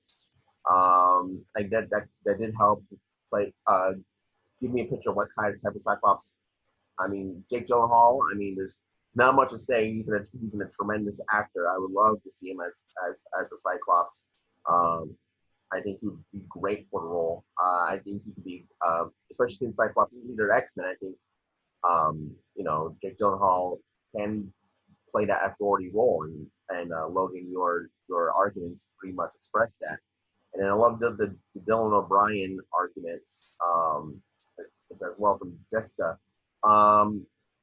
I wish I heard a little bit more about Andre Holland, Jeremy. I wish I just hear a little bit more of, of from his performances, what he brings to this type of Cyclops, especially the Cyclops he got from the first X-Men. Even though this type of role would definitely put Andre more in the limelight. With Jake Gyllenhaal, even though I love him as an actress, I gotta agree, I can't see him taking on a secondary role, even though Cyclops, maybe in any other interpretation of the X-Men, since Cyclops is the leader, he would be more of the main character in that different X-Men. And if Jake Gyllenhaal was to be told to play a much more older Cyclops, then I could see that happening. But since with this script, the way the story goes, and Wolverine's put more into focus, I can't really see Jake Gyllenhaal taking second banana to that, because I don't think he deserves to be second banana. He deserves to be the first banana, I think. He's an actor who deserves that. He deserves it caliber. So my choice is going to go mainly Dylan O'Brien, because what Jessica said, he has a close. I think Dylan O'Brien is just 2 years younger than Ian Dobrev, but still they're very close. That you can see them as a couple. They could have potential chemistry together. And again, he knows how to play the outcast in things like Teen Wolf and Maze Runner. And he could be, even though he'd be secondary character, he could still see him as a leader. And with Jessica bringing up his social media activity, he's seen as very outgoing and has a lot of charisma. So even though not a lot of Cyclops is brought to the forefront with the script that they use in the movie, with Dylan's performance, he could have the potential to leave more of an impact on the audience. So I'm gonna go with Jessica's choice for Dylan O'Brien. Charlie, how about you? Pretty much for every reason you said as well, I too would be going on the Dylan O'Brien train. Honestly, the beauty of what Jake Gyllenhaal brought to the role of Mysterio was that he made a smaller, less known character in the MCU and brought it up to his level. Versus him doing Scott Summers, that precedent has already been set. I'm not saying the shoes are too big to fill, but I think, like what Jeremy said, no small roles, just small actors. I think it's kind of a little beneath him at this point. He nailed the role, and I do agree the age thing is not something that I think would work for this first film. Again, this whole process of discussion has got me thinking of if they did this weird timeline in the X-Men that I know from the comics, these guys would be perfect. But if we're talking about this movie, this first one from 2000 with the same script, I think it's got to be Dylan O'Brien. All right. Hunter, what do you think? Interesting points made all around. I like the unexpected choice in Andre Holland because I'm so moved by his performance in Moon Knight. Required reading for everyone. But I gotta agree, Curtis. I would have liked to hear more from Jeremy on how he saw him playing the role specifically. I could see him doing that sort of role, but he seems like maybe a little too reserved for the leader of the super team. And on the flip side of that, Dylan O'Brien feels like a lot like what we did get in James Marsden's portrayal in the 2000s X-Men movie, which wasn't bad, and I think that Dylan would give his version of that Scott Summers. I think on this one, I'm going to have to give it to Logan for Jake Gyllenhaal because he made a good case for this leading man taking the part of Scott Summers, which from our perspective watching the movie, he's playing second fiddle to Wolverine. But I think in the hands of Jake Gyllenhaal, in the way that Logan put it forward, it would feel less like he's a secondary X-Men and more akin to the dynamic that we got in, say, the first Avengers movie, where that was definitely being led by Tony Stark's Iron Man, but we felt Steve Rogers' Captain America slot into that leadership role. And even though he was maybe more of a secondary character on the page, the acting elevated it to the point where we saw these two coming to a head, and that ultimately led to greater things in that franchise. And similarly, I can see Jake Gyllenhaal, because I think that is why he also was so good as Mysterio, because you were tricked into thinking he is this new leading man superhero, or that's the conceit. And so he would slot in perfectly as that Scott Summers. And so I think through his performance, he would actually elevate it beyond what Marston did in the first place, and take Cyclops from being the second fiddle to being, you'd be like, that guy's the leader, and Wolverine needs to get in line behind him. And I think, so Logan made a good argument for me for why he would bring something different to the role. All right, Kaycee, let's see your thoughts. Yeah, Hunter, I think you brought up a really good point there, was saying that, Jake Gyllenhaal would elevate the role, like I guess, I'm more thinking of the role in terms of how James Marsden played it, but that also isn't necessarily how Jake Gyllenhaal would play it. I think my concern is that Jake Gyllenhaal would perhaps elevate it too much, because I agree with what a lot of people are saying. He has such leading man energy that I think perhaps his Cyclops might only work if like Brad Pitt was Wolverine and like Professor X was played by like Steven Spielberg. Who's like a bigger star than Jake Gyllenhaal? Like if this was just the most packed, like star-studded movie you could imagine, I think Jake Gyllenhaal would be perfect. But I just worry he might draw attention away too much. I loved also Jeremy Holland, or I called you Jeremy Holland. I love Andre Holland as a pick from you, Jeremy. I think it's not as well known of a name as either Dylan O'Brien or Jake Gyllenhaal, but he's such an amazing actor, and I love him in Moonlight.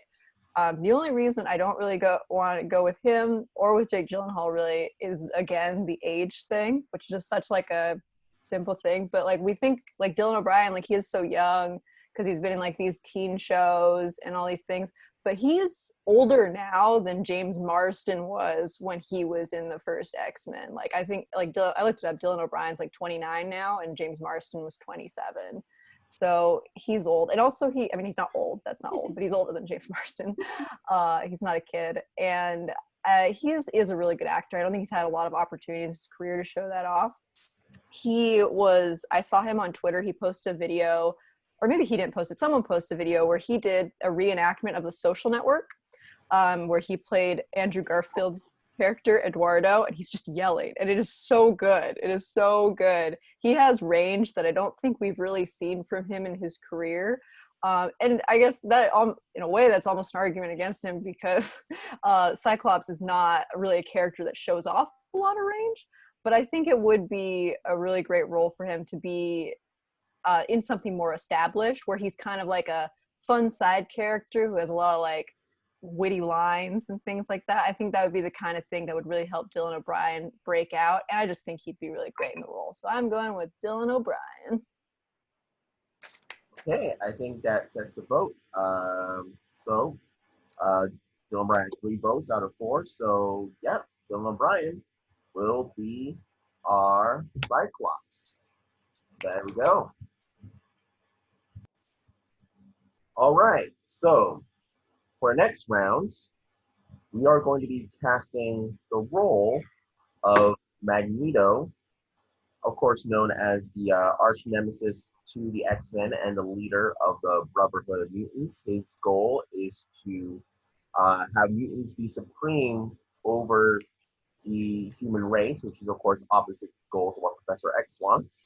So we need a guy who's been through a lot of pain, through a lot of suffering, the guy that could be seen as the sympathetic villain, but still wanting to reach his goals through the wrong ways. So, Jessica, who do you got as Magneto?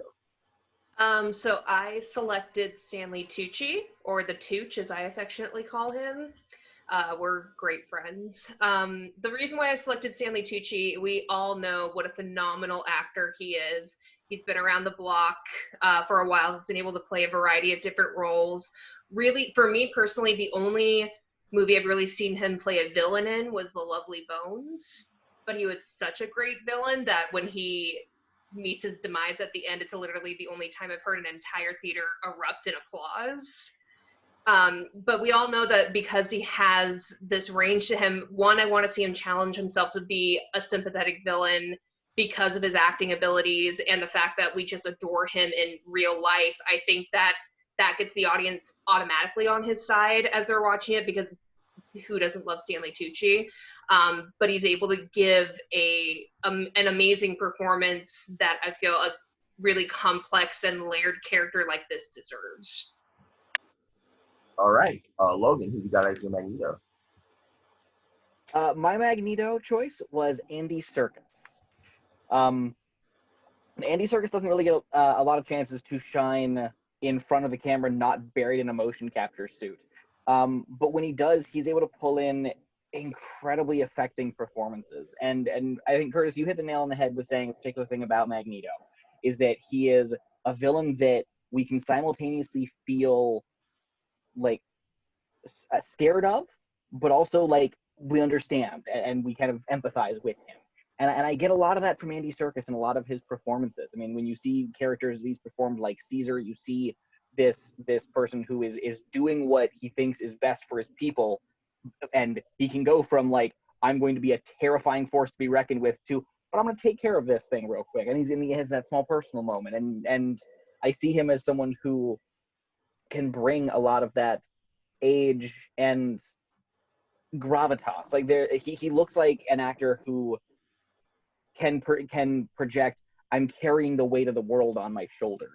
And I think that's a really interesting dynamic to be putting forth with a film like Magneto. All right, Jeremy, who you got as your Magneto? Yeah, I've got Adam Sandler.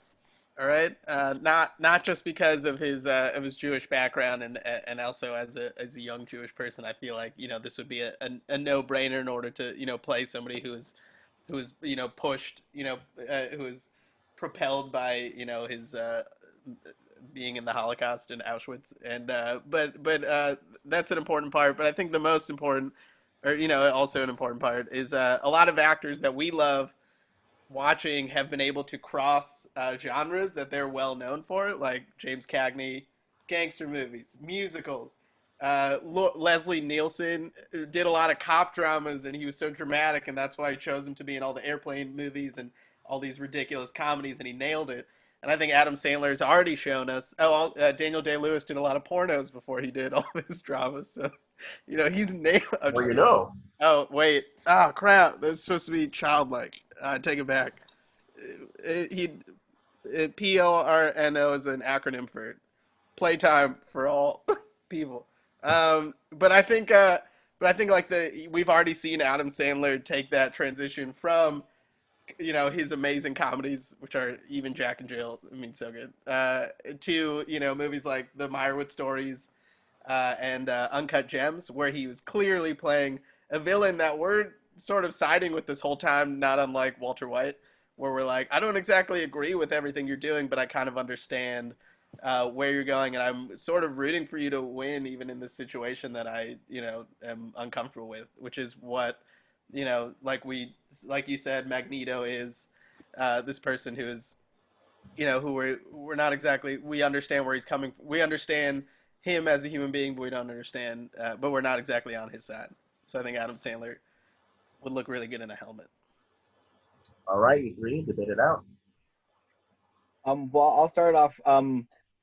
As good as Adam Sandler was in Uncut Gems, I never saw him as anyone other than Adam Sandler. He kind of has this and to kind of go along with someone like Magneto, like I've never been scared of Adam Sandler.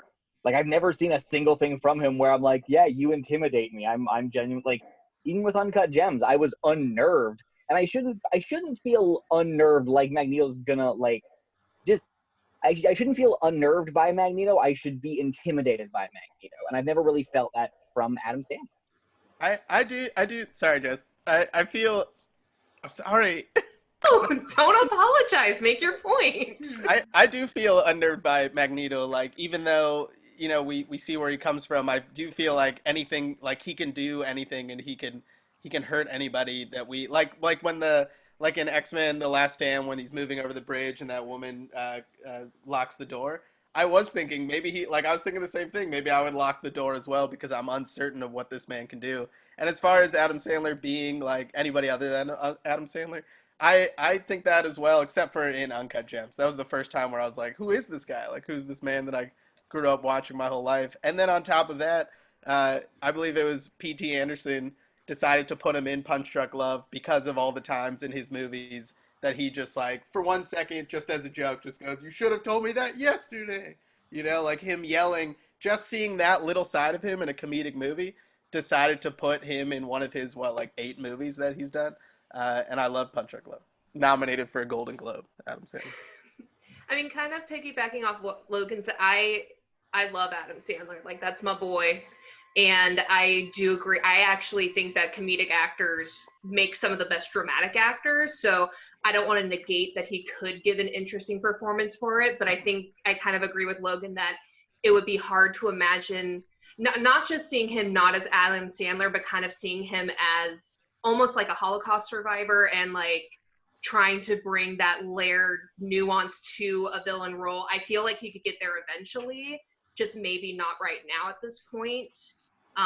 I also think just kind of looking at the age of the 3 that we presented, they're all phenomenal actors in their own right. But Stanley Tucci, I feel, brings a little bit more of, he's a little bit more believable to me as Magneto. Like, Andy Serkis is a great actor. We know that he can play a villain. We've seen him do it many times. I just worry from what I've seen of him as a villain that he might be a little bit over the top for a character like Magneto, who's a little bit more subtle with things like that, acting-wise, that I feel Stanley Tucci fits that better in terms of performance. I do think worrying about the subtle, but also a lot of the subtlety, I think that kind of comes from, at least going off of the original comics, and I know it's kind of a weird, not weird, but like a dumb well to kind of keep jumping back to, but like, I can't help but feel like on the page, like Magneto is kind of written as a little bit bigger, a little bit bombastic, you know. I mean, the very first issue of X-Men is he's storming a military base going, "Cool, I'm destroying this now," and that's just how he comes into things. And I can't help but feel like it was a choice by Ian McKellen to play a little more subtle, a little more quiet, a little more that. So just based on the words on the page, I don't think that necessarily inherently negates someone like Andy Serkis. When it comes to Stanley Tucci, there's this odd sense of like, even when he's being evil, he still feels like he's trying to help you.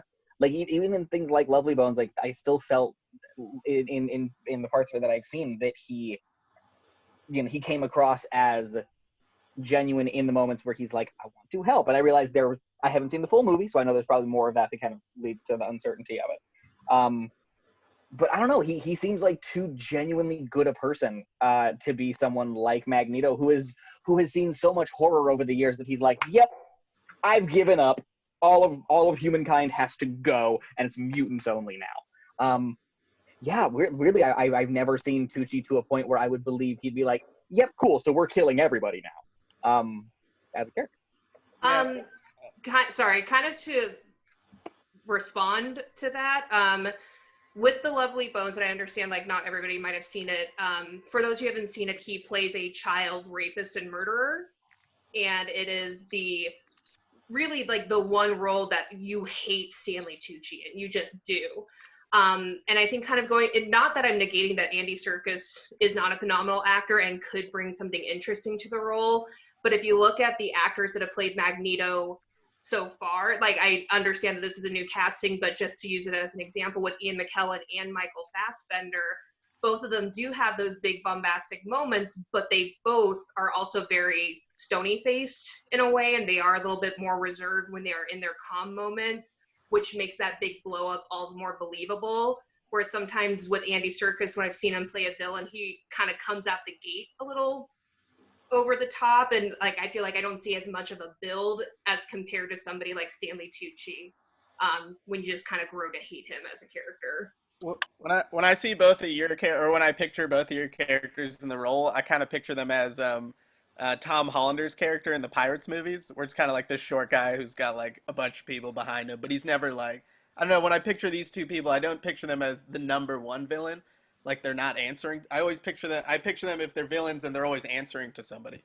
Like Andy Serkis in Black Panthers, he thinks he's in control, but really it's Michael B. Jordan's character. In The Lovely Bones, although he's very villainous and disgusting, it's always like he's never in control. He's still hiding from not only the law, but like the wrong things that he's doing, and deep down he knows it has to be wrong. And then Adam Sandler, I feel like he could stand up. He can walk up to some, you are doing is wrong, and then he'll like fight them or tell or make a joke at them. And I think that you see that in a lot of even his comedic movies. You see him stand up to the bully. I mean, Little Nicky is him. He's standing up to the bad guys. In The Waterboy, he's standing up to the big college football team. Even though he's not as or at least in his characters that he's chosen are not as powerful or look as powerful. But when he's playing just him, like he did in Uncut Gems, I think he could stand up to anybody and doesn't have to listen to anybody but himself. Well, I think kind of to go off of that, the fact that he does stand up to so many oppressors, I feel like he would be viewed as more, with those, he kind of has the hero role. It's not quite the villain role. And kind of going back to like defending Stanley Tucci as a villain, it's probably just because I'm super into true crime and stuff like that. But Murderers, it is all about control. And with watching The Lovely Bones, like, he has so much control of the situation because he sees the family looking for this child, that he knows where she's at. He knows what happened to her, but also that last bit of control. Spoiler alert, if you haven't seen the movie, they never find the girl's body because he was smart enough to hide her in a safe and then dump it in an area that you would never see it again. He went to like a landfill for it. So even with stuff like that, like, he is very meticulous with making sure that he's following all these steps, and he still has that control even long after the girl is gone. And that's why I think that giving him such an iconic villain role would kind of show how he can really bring that to life and create a villain that you have sympathy for because you love Stanley Tucci and you believe in some of the stuff that he's like fighting against and fighting for, but you also know that it's wrong because he can kind of bring that performance to the table. Also, like you said, like Adam Sandler would be the hero. I think Magneto thinks he's the hero. So I think it's good that Adam Sandler would be playing the hero because that's what he believes. Also, I'd watch Stanley Tucci trying hats. I love him so much. Like, while I do see Adam Sandler, he does come at it as the hero, but also like when he is presented with the bullies, they kind of beat him down. His way of beating them is to be the big, explosive, angry kind of right back at them. And Magneto has those moments, but he is a much more stoic, quiet, calm. And the only times we really see the kind of calm storm from Adam Sandler is literally the beat before he explodes. And seeing not being able to see Andy Serkis as someone who can step to the forefront and be the leader. You're right. When he has played villain roles, he has been the supporting villain. But when he has played the leader of his own rebellion with the Ape films, someone like Magneto, who is ideally leading his people up from poverty and up to this idealized world that he wants them to be in, that's how Magneto sees himself. And I think that would be a lot of weight that he could bring to it. And I think kind of piggybacking off of that, I think another issue that I might have with trying to buy Adam Sandler as Magneto is the fact of and I think it's just because most of us, if not all of us, grew up watching his movies. How many times do you get that good, hard, hysterical belly laugh when he's yelling? Because of the way that he delivers his lines, it's almost to that point that I worry about being able to take him seriously when he does reach that explosive kind of moment that it might be hard to buy as Magneto. Well, that's why I brought up Punch Drunk Love, because what he sound was like the quiet anger that he doesn't really bring up, and that he held it the entire movie and then was nominated for Golden Globe. I mean, wow. So good. This was a great debate. Yeah, this is a really good round. Interesting choices for Magneto, these three actors. I love what you brought to the table, Jeremy, for Adam Sandler, how he's able to do dramas and comedy, playing understandable characters, and at times he can be a little edgy. And I love the point you brought up about Punch Drunk Love at the end there. about he knows how to have that quiet, reserved anger, which is a notable trait of Magneto. But with Adam Sandler, I think he does so much comedy that I think that's what people know him most for. Even though he's really good in dramas, things like Punch Drunk Love and Uncut Gems and Rain Off Over Me, um, is but it's still very rare to see. And I think Adam Sandler needs to do a few more things in his career to make people believe that he could be a drama powerhouse, even though he has that potential. You know that. And I love Jessica's choice for Stanley Tucci. I love Tucci as well. He can play a variety of roles, incredible range. I love the examples he brought up for him, The Lovely Bones. And even though they've argued against Stanley Tucci about his character being, even though he was a villain, he wasn't too control of the situation. Like Jessica, how you fought back, like he was control over the situation. He knew what to do. He knew how to hide his secrets. He knew how to cover up everything. So he can be that type of mastermind. He can be believable. And then on top of that, he's a beloved actor. People are always on his side when they watch him on screen. So with Magneto, with a sympathetic character like that could be easy. But my vote probably has to go with Logan's choice for Andy Serkis, because with Andy Serkis, I think what he could bring that I don't think Stanley Tucci or Adam Sandler can bring is that intimidation factor. I think Andy Serkis would be really intimidating and have a real presence as one of the most powerful mutants in the world, who's leading this rebellion, who's leading this movement of mutant supremacy. And we see with movies like what he brought with Planet of the Apes, him playing Caesar, he knows how to play characters who could take charge, who could be determined, who could lead a group of lost people and help them find their purpose. So my choice is going to go with Andy Serkis. How about you, Charlie? All right. So, my opinion, I think all of you presented really great arguments for all three. And I think if any of the three were put in the role, I'd be happy with it. But I think the thing with Andy Serkis and Adam Sandler, two different ends of the spectrum, but I think they're both cursed actors for this role. One, because you see Adam Sandler's face and you know what you're going to get, versus Andy Serkis. He's the opposite of that. We're used to not seeing his face, but we know he can deliver these performances. So people might be risky to give him this sort of role. And with Claw, it was really cool to see him be himself, because I was looking at it and I saw Caesar. I saw Smeagol and Gollum in it.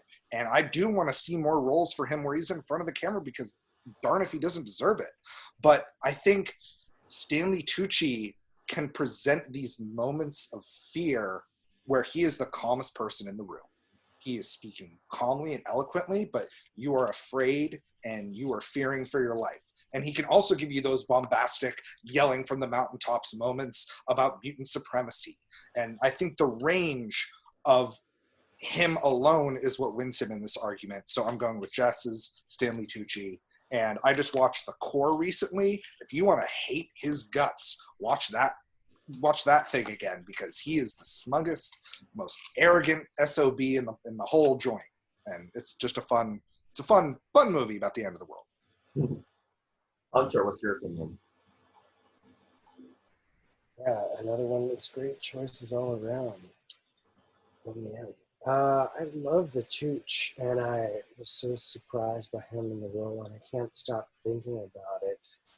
And almost, if it were me as the casting director, I might even be inclined to want to see him read for it.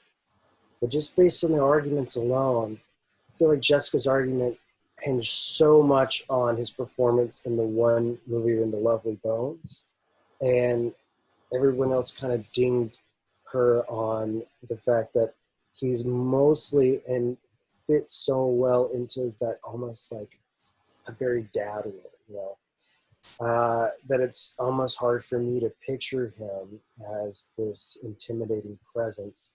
And similarly, I think that Jeremy's choice in Adam Sandler was taken down a few notches for the same reason, where Jess made good points, like even when he does lose his cool, even in stuff like Punch Drunk Love or Uncut Gems, both great films and great performances.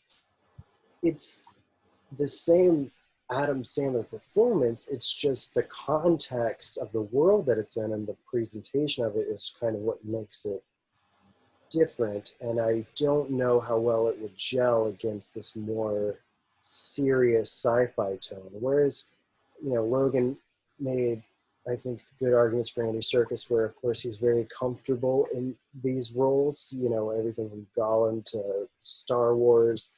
And then, leaning on Caesar in particular, like that's a heroic version of the Magneto story, essentially. And this would be that combined with his penchant for playing villains and giving him some face time. So I think I got to give my vote to Logan for Andy Serkis on this one. So Hunter's vote's going to Andy Serkis. How about you, Kaycee? What's your opinion? I was a little disappointed no one went with my choice for Magneto, which was Werner Herzog. In my opinion, I would love a Magneto who never reads the comic books or sees any of the other movies. But no, all great selections from the people here.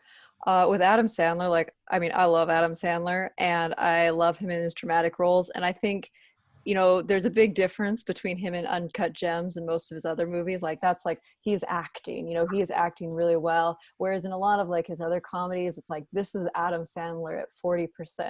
This is Adam Sandler half asleep. But when he's good, he is so, so good.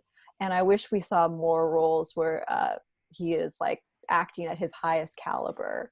That being said, yeah, I just agree with what a lot of people say. It's if I saw him as Magneto, I don't think I would be able to forget it's Adam Sandler. With Uncut Gems, at a certain point, I kind of forgot it was him, but I just don't know with Magneto. There's so much going on. It's a superhero film, but it also has some funny moments, but it also has a lot of really dramatic moments, especially with Magneto. I don't know if I'd be able to detach Adam Sandler from his personality, and if he would be able to detach himself from his personality enough to sink into that character. But I would also still love to see it though, on a different X-Men. I really like that. Because again, these are all great choices. Stanley Tucci, I also love Stanley Tucci. But yeah, sort of what Hunter said, it does seem just your argument hinged a lot on The Lovely Bones, which I have not seen.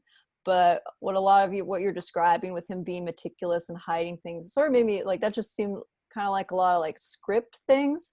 And he's the kind of actor who pulls off the stuff that's in the script, but I didn't necessarily know if it's, I don't know if it is an argument for him being a good villain as Magneto. So I think I'm going to end up going with Andy Serkis. Again, all great choices. I love all of these guys, but yeah, I'm going to go with him because I think the only time I ever seen him on camera really was in Black Panther, and that was just such a violent shift from everything else we've seen him do. I think he has such range that we're not even aware of, and I think I would trust him to be Magneto completely. He's so good in 13 going on 30. I was just about to say that. So there we go. Our 2020 Magneto is Andy Serkis. All right, so Logan got that casting choice. Next round, we are going to be casting the mentor, true leader of the X-Men, founder of the X-Men, Professor Charles Xavier, or for short, Professor X, the headmaster of Xavier's School for Gifted Children, and one who finds lost mutants, lost children who are discovering their powers, and he's on a mission to help them discover their powers and help them, use their powers to benefit mankind and to be the X-Men, to be the team, to go out and to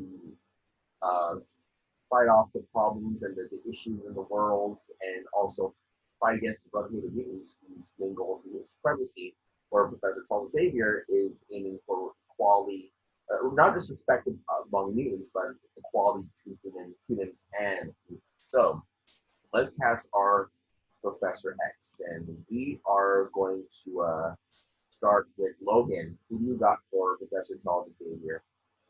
Well, my choice for Professor Xavier was Jeffrey Wright, from shows like Westworld, and movies like Game Night and the new James Bond films. Honestly, Jeffrey Wright, he always brings this stoic calm to him, but when he starts to kind of get angry, you can tell that there's this restrainment that he kind of keeps to him, and I think that's a fun aspect to a character like Professor X, because Xavier is in the same caliber of mutant as someone like Magneto. He could be the most powerful mutant in the room, but he knows it's wrong to just control people and kind of take over like that. So he always has to kind of keep himself restrained a little bit and kind of hold that back. And a lot of the performances I've seen out of Jeffrey Rush, in particular through a lot of Westworld, I know that he could bring this nurturing nature to the character of Xavier that works, while also feeling like a force that you wouldn't want to cross. Like when he's like, "This is the mission. This is what we're doing." I feel like he would also carry the command that role would require. All right. Jeremy, who's your choice for Professor X? Yes, my choice is Kate Blanchett. I love Kate Blanchett. I think she's amazing. I think she could do. I'd like to see her in every single role ever made. I think like Professor X is at least what I'd hope she'd bring is part of Professor X from First Class, which is like this is somebody who has been tormented with their own inside their own brain, and like they have fought the feelings of having to feel for everybody around them. And so I think she's played some roles where she is the most powerful person in the room, like for instance, like Elizabeth, and I think the second Elizabeth Golden Age, she was nominated for Best Actress both times. And then in Blue Jasmine, obviously she could she could take a movie and then just like roll with it and be like the greatest thing. It could be her also trying on hats.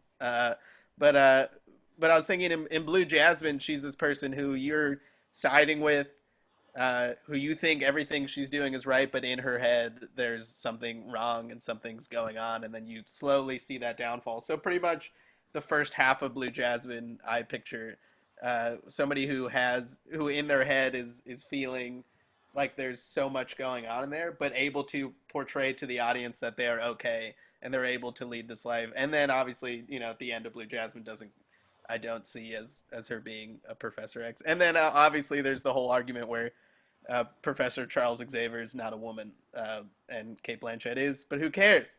Because she's amazing. She was nominated for Best Supporting for Bob Dylan, and Tilda Swinton proved to all of us that when she was in Doctor Strange, the characters who were formerly men can be played by women and be even better than we expected. Kate Blanchett. I agree. We totally gender bend. How about Jessica? So my selection for Professor X, I said Ben Kingsley. The main reason I chose Ben Kingsley, not only, of course, is he a phenomenal actor who's been around the block quite a bit, just him as a person, he has this quiet confidence. It's almost a sense of like regality that makes him not just like somebody who's very magnetic that you want to be around, but he gives off the energy that he would be a great leader.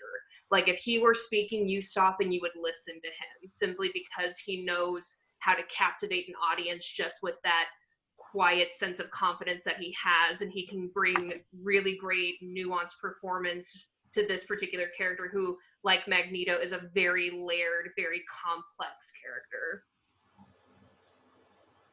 All right, guys, debate it out. God, this is too tough. It's too tough. What if we had like a Imaginarium of Dr. Parnassus, and where everybody just plays it. played the roles. I was thinking Kate Blanchett as well. Like it was like a very similar argument with no wait, I forget. But anyways, it was in Carol. She's playing a character who is confident that she lives in a world where like her husband and society doesn't accept her and who she is, but she's still a character who is composed and still cares about without like without like what am I saying? she's still like somebody who is composed and able to do what she wants and what am I trying to say? You've seen Carol. I'm sorry. She's a strong character in a world that doesn't accept who her character is, and I think Professor X has to fight that even harder because we as an audience even know that he knows that he's fighting for what's right, even though the government doesn't accept what he's doing. And I think it's a sort of like a similar character, and her character in Carol is able to, not just roll over and let and take it, but fight for, she wants to be with her kid. I mean, it's not like the biggest part, but that was a big part of Carol. I like Carol. I have nothing against what you guys said. Yeah, I mean that's kind of like because both of these are phenomenal choices for the role. Ben Kingsley, I think he's a really good, like, I mean, he's been kind of the go-to, like, I'm a cool bald British dude for a while in Hollywood, and he always turns in a really fun performance. But I there's that small part of me that can't help but look at his track record for picking movies like, The Love Guru, and and sometimes there's this weird thing with Ben Kingsley where, like, I don't know if he's trying, at least on certain films. Cate Blanchett, I really like Cate Blanchett. That's one of those where it's really tricky because I can see her having a lot of fun in the role. I don't know. I've just seen a lot of stuff with Jeffrey Wright where there's a lot of the nurturing that I see. Every time I've seen Cate Blanchett in the nurturing, she feels like she's nurturing you in a way where it's like, I'm gonna push you to be better. Whereas Xavier, he will push you, but he also has the times where it's like, you've reached your limit, that's okay. Like, come back in, let me kind of comfort you here in this moment. And Ben Kingsley would also be really good in those kind of comforting moments as well. I could see him doing the balance between those, where where he'd push you, but he'd also, like, comfort you in that. So it is kind of weird. Sorry. JS, you didn't get to speak, so you kind of going back to, yes, we all know that Ben Kingsley was in The Love Guru, but I would challenge that with, okay, yeah, The Love Guru wasn't all bad, but you can't say that Ben Kingsley didn't give 110%. He still delivered, like, a good comedic performance. He's always one that I feel like even if the project itself is not that great, I didn't agree with, like, it doesn't seem like he's trying. I feel like he does try in all of the films that he does. And I think that just kind of adds to his repertoire. He kind of is just showing that he can do a ton of different things, and he doesn't want to be, like, not like a one-trick pony, but, like, he doesn't choose the same roles time after time.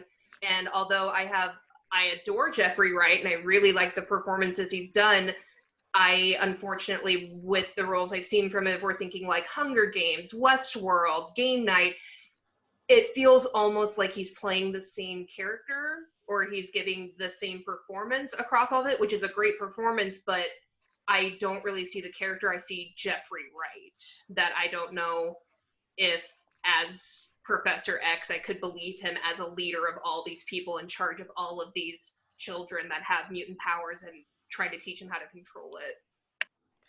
I also think with the Cate Blanchett, now maybe her characters haven't been like, come on, pushing you to do right instead of being like, that's all right.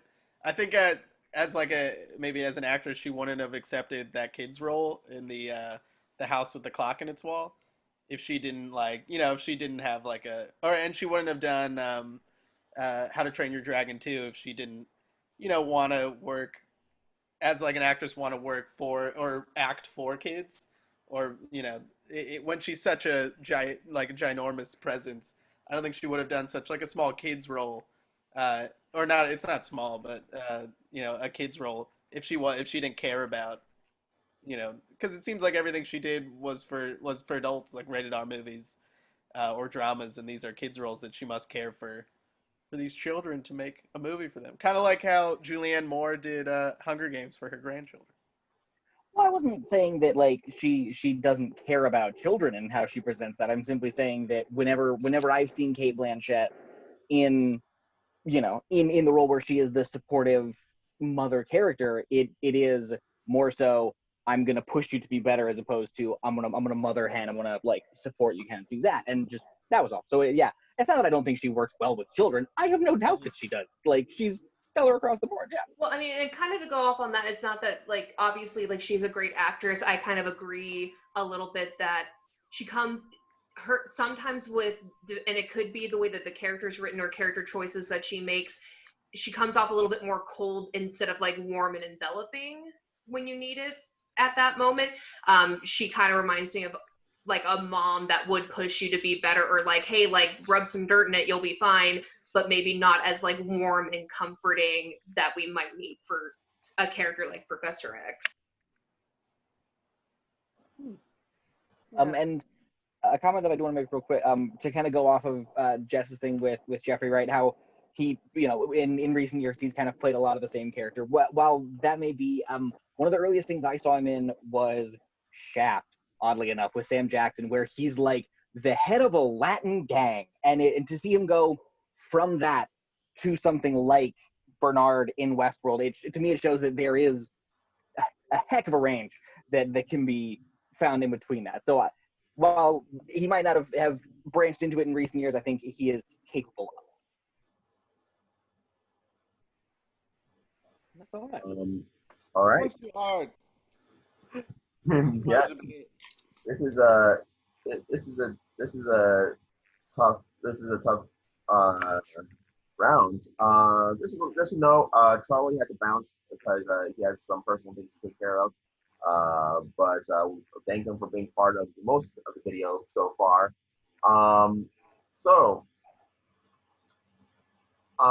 Yeah, this one was tough. I love all the arguments you guys brought forward. So Jeffrey Wright, I love how Logan brought up that he can carry a lot of command in the room. He could be nurturing. He could also be very intimidating. He could be believable as the most powerful mutant in the world and in the situation. And he has a lot of experience that people know his name and people can recognize him and definitely see him as someone as Professor X. The Cate Blanchett choice got me really intrigued.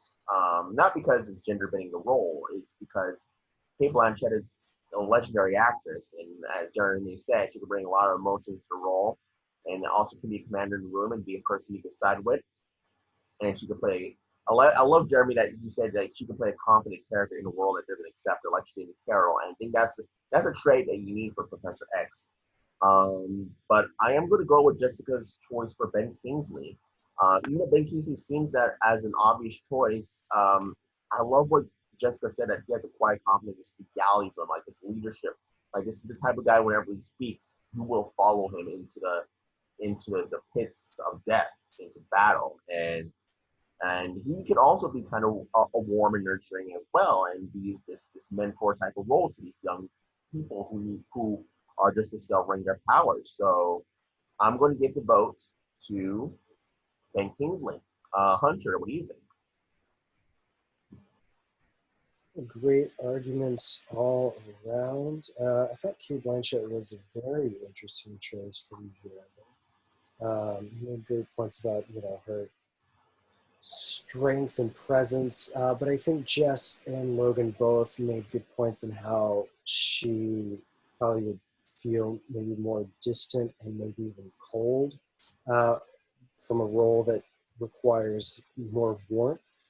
And I think Logan made a good ding against Jess's choice for Ben Kingsley in that he's kind of the go-to for this kind of role. And Jess made the point that he's sort of regal and almost too perfect. I think kind of fits for Xavier in the first film in particular.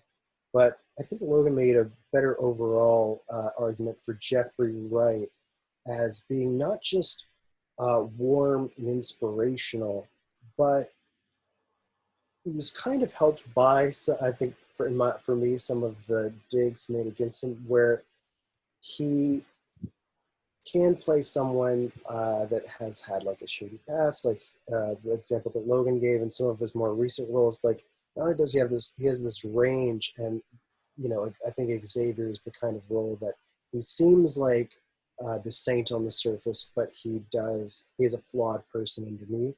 And I think that out of these arguments, Logan made a great case for why Jeffrey Wright would pull out every layer of Xavier. All right, Kaycee, what do you think? Well, first off, I love the idea of Cate Blanchett playing Professor X. I'm not sure if I completely agree with people saying that she would be distant and cold. I think that there is like, when I think of Cate Blanchett in some of her roles, I think that there's like a warmth to her, but also an inaccessibility. And that's kind of how I've thought of Professor X as well, as like, he's caring and he's warm, but there's always something about him that's a little inaccessible, at least in the early films. Like obviously later on in First Class and whatnot, we learn more about his past. But the original, like, he is the headmaster. He is distant. Cate Blanchett was born to play a headmaster. She's amazing. But I think actually, I think Jess swayed me right with her opening arguments for Ben Kingsley, like just saying, he just has such a presence to be a leader, and he's very calm, and the fact that he sometimes he's in bad movies, but he's not bad in them. He elevates whatever he's in. I don't know Jeffrey Wright as well as like Cate Blanchett and Ben Kingsley. I've seen things he's in, but I could see him playing Professor X, but I think I'm gonna go with Ben Kingsley for this one. Go with Ben Kingsley. All right, so that's the vote. Sir Ben Kingsley will be our Magneto for 2020 X-Men. Okay. Now, next up is the big role, the big one.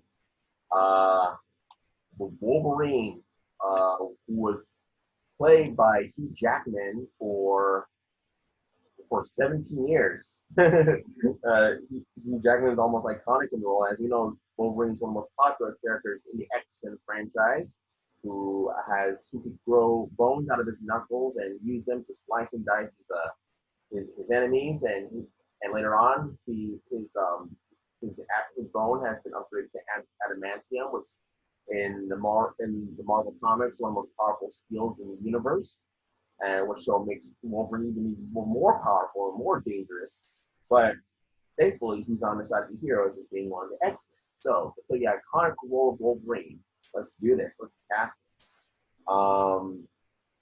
So let's start with Logan. Who do you got as your Wolverine? Well, my choice for Wolverine was Tom Hardy. There's quite a few actors that are working right now who are consistently solid, and for me, Tom Hardy is one of those. Whenever he shows up in something, he always, at least for me, he always feels like he embodies the character. And if you look back over his filmography and you were to like take snippets from any one of them, I could see a lot of details of the character of Wolverine in his past filmography. You could look at The Revenant, and I could see his character in that. Ooh, there's shades of Logan, that mountain man living off of buying furs. I could see even Mad Max, this grizzled man of few words. Heck, he pops claws once in Mad Max, and it wouldn't change much for it to still be a believable Wolverine film. For me, I also like that Tom Hardy is a lot closer to the comic book representation of Wolverine.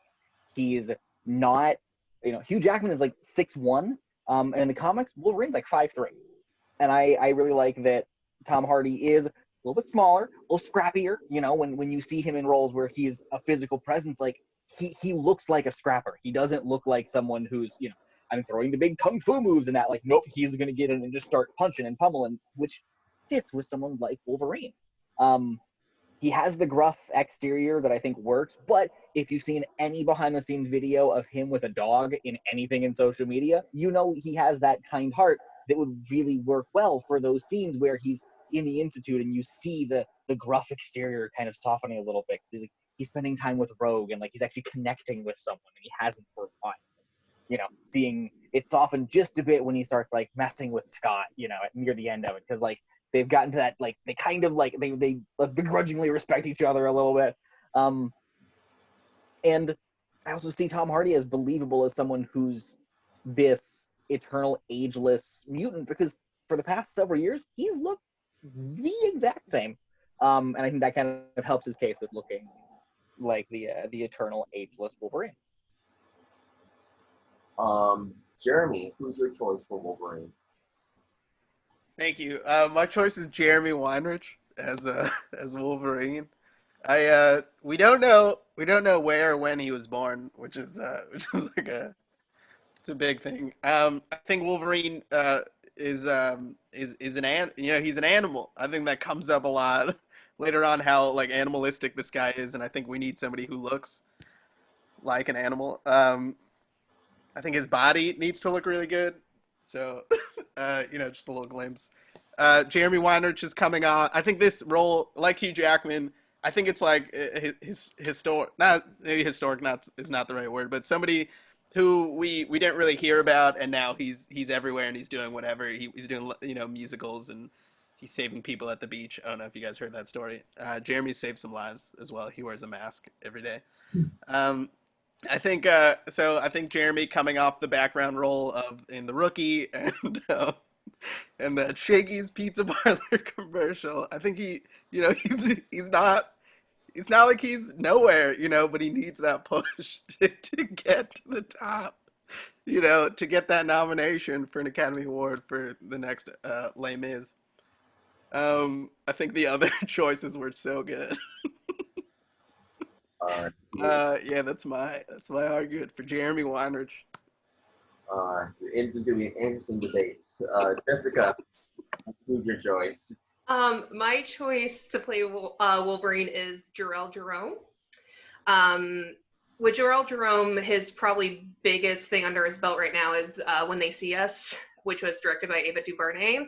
The reason why I picked Jor-El Jerome, he is a phenomenal actor. We can really see the range that he kind of goes with, but he also brings a little bit of a swagger to his presence that when he walks in and he's speaking, if you've ever seen him in interviews or anything like that, you want to hear what he has to say because everything he says has meaning behind it. The way that he puts things, you're just like, wow, like I never thought of it that way. And you want to listen to what he has to say because he has that charisma that makes him a really good leader. I also personally would like to have the leader of this group. I would prefer it to be a person of color just because we haven't really seen anything like that in the series so far, with the leader being that voice that we listen to, the person that we go to in times of crisis. He's also great just because if we're thinking about it, Curtis himself said that Hugh Jackman played Wolverine for 17 years. With Jor-El Jerome, he was the only actor in When They See Us who played both the children and the adult version of the character, whereas everybody else had to be recasted at a certain point. So he has kind of that youthful look to him, but he can look hardened and he can bring forward that performance that you believe that he's been through some shit and he's been through some stuff, and you are wanting to see where that story goes, and he makes a very compelling character to root for. All right. This will be an interesting debate. Debate it out. I think it's important to know that a redhead is a gene that is a mutation. Therefore, redheads are mutants, and that to have an actual mutant playing a mutant would be something special.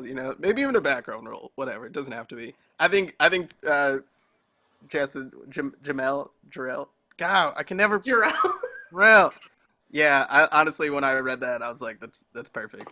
And he was phenomenal in When They See Us, and he is like people know who he is, but his career hasn't taken off, and Tom Hardy has already done. I mean, he's Al Capone, and he's Bane, and he's Lawless, and he's in that romantic comedy with Reese Witherspoon and Chris Pine. And I think he's already had like a career where Wolverine should, and if Wolverine becomes like the new Batman, I think it should go to somebody who hasn't been around or hasn't had the chance to of huge stardom, and I think Tom Hardy's got that chance. And I also think, and although I loved the points that you made that he should be shorter and he should be like gruffier and he schnickety schnack, it's like I think I'm I sorry, what was that picture sound effect one more time? schnickety schnack. It's from Mallrats. Schneer. And I picture Tom Hardy if there was like a alternate universe version where like Wolverine meets Wolverine, it would be Tom Hardy, or if there was like an SNL sketch, it would be like Tom Hardy playing Wolverine, something like that. But I picture Jarrell in this role, and also he nailed it in When They See Us, and he deserves it. As much as I love the idea and support the idea of Jeremy being Wolverine, I do believe it should be to maybe an actor that's a little bit more established, just because it's that big meaty role. And I love Tom Hardy. Like, if you were to tell me like 10 years ago Tom Hardy as Wolverine, I would be more on board with it. But if we're thinking of the longevity of the series, if he were to go on to play Wolverine for 17 years like Hugh Jackman did, I find it a little hard to believe a man pushing 60 could be Wolverine, like at the end of that career. And like Jeremy said, like it's kind of like looking at Ian McKellen when he talked about why he didn't want to play Dumbledore in Harry Potter. He's like, I was already Gandalf, I'm already Magneto. It wouldn't be fair if I was Dumbledore. Like, as much as I love Tom Hardy, we got to spread the wealth a little bit, especially if we're looking at a cast for the first movie being a little bit more unknown or less well established as what we ended up with in the series. Yeah. Which is a big argument for Jeremy as well, because like he's only really had like maybe 45 seconds on TV. You got me there. And so I think he deserves it. Maybe he has less screen time, and if it's about emotion, Jeremy gets angry a lot. All right. So. Well, the one note I will say when it comes to it's tough. So okay, sorry, Logan. What were you saying? the one note I will say when it comes to Jeremy as Wolverine is kind of the same reason why I don't think Adam Sandler fully works in the part. Jeremy, I love you, man, but I've never been scared of you ever. You're too sweet. I'm sorry. And then plain and simple, like the fact that you can't say a dirty word in a script reading without giggling. The fact that Wolverine is supposed to be that intimidating, I definitely like. I'm sorry, man. F you, man. Just kidding. Thank you for your comment. Your candor. And when it comes to Jarrell Jerome, like I will admit I've seen When They See Us, but I haven't seen more of his filmography than that. All I can go off is, like I said, what I've seen with movies, and yes, like with the original movie, Wolverine was not a name, and and he kind of became one with Hugh Jackman in the part. But if we're casting it now, and if we're kind of looking at this now, if we're looking at someone who we know is just going to feel right in the part and is going to feel like the character. And I don't know, there's a lot of times where I see behind the scenes, things of Tom Hardy literally just sitting around smoking a cigar, and I'm like, I can see a bit of Wolverine in there. And so just I see a lot of the character of Wolverine in him, and so yeah, I think these are all good choices. So I have no idea what judges are gonna be choosing for this one. Okay, I think everyone has made their final statements already. Jeremy, love the ambition. I love you threw yourself in there in the ring. But I think names of Jarrell Jerome and Tom Hardy would be a little bit more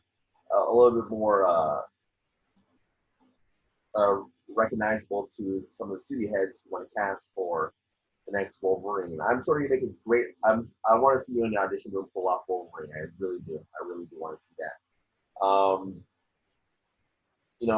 I like both these choices, Tom Hardy and Jarrell Jerome, but I'm going to have to go with Jarrell because as Jessica said, when his experience being in When They See Us, playing this role of playing both the younger and adult version of his character and having that duality in playing both people and being hardened, he does, and he can bring a swagger to his presence. And as much like Tom Hardy in Love Scene form, as Jessica said, he had too many recognizable roles. I just think it would just be Tom Hardy overload for a lot of audience. I know some people don't mind Tom Hardy overload, but I think with him being Bane and Mad Max and in Dunkirk and in Venom, I think it would just be a little bit too much Tom Hardy.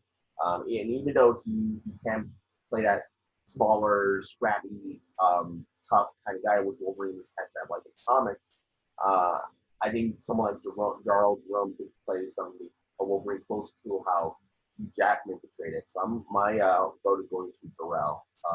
Hunter, what is your choice? All right.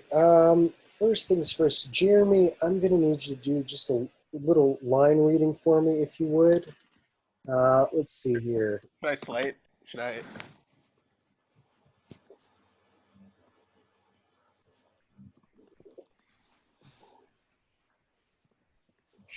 All right, Jeremy, just give us your best Wolverine whenever you're ready. All right.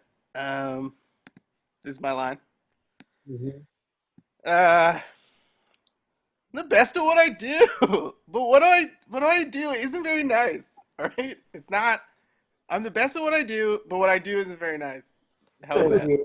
Don't call us. I rescind my choice and double down on Jeremy being Wolverine. Yeah, I gotta say the point made, the Adam Sandler comparison was pretty spot on. Where I feel I could see you cosplaying Wolverine, and the moment you start trying to be intimidating, it's going to be too funny and too sweet. So it very quickly came down between Jarrell and Tom Hardy, and both excellent choices. And I think here Jess made the stronger argument where Tom Hardy 10 years ago would probably be the perfect Wolverine. The scrappy brawler, just coming off of like Bronson basically, and putting him in some tights, giving him the claws. He nails that part all day.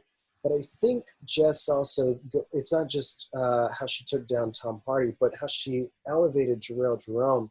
Interesting, I've thought, by the way, that both teenage and adult Kevin got casting shout-outs tonight from Moonlight. Everyone watch Moonlight. Yeah, he does have quite a range and is very compelling.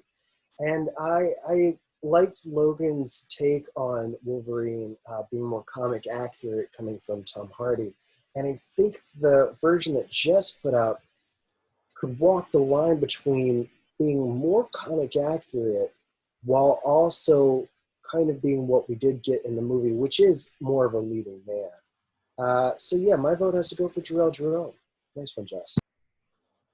All right, and the vote's pretty obvious here. So our 2020 version of Wolverine is going to be Jarrell Jerome. Before we get to the next round, Kaycee, just your quick thoughts on this.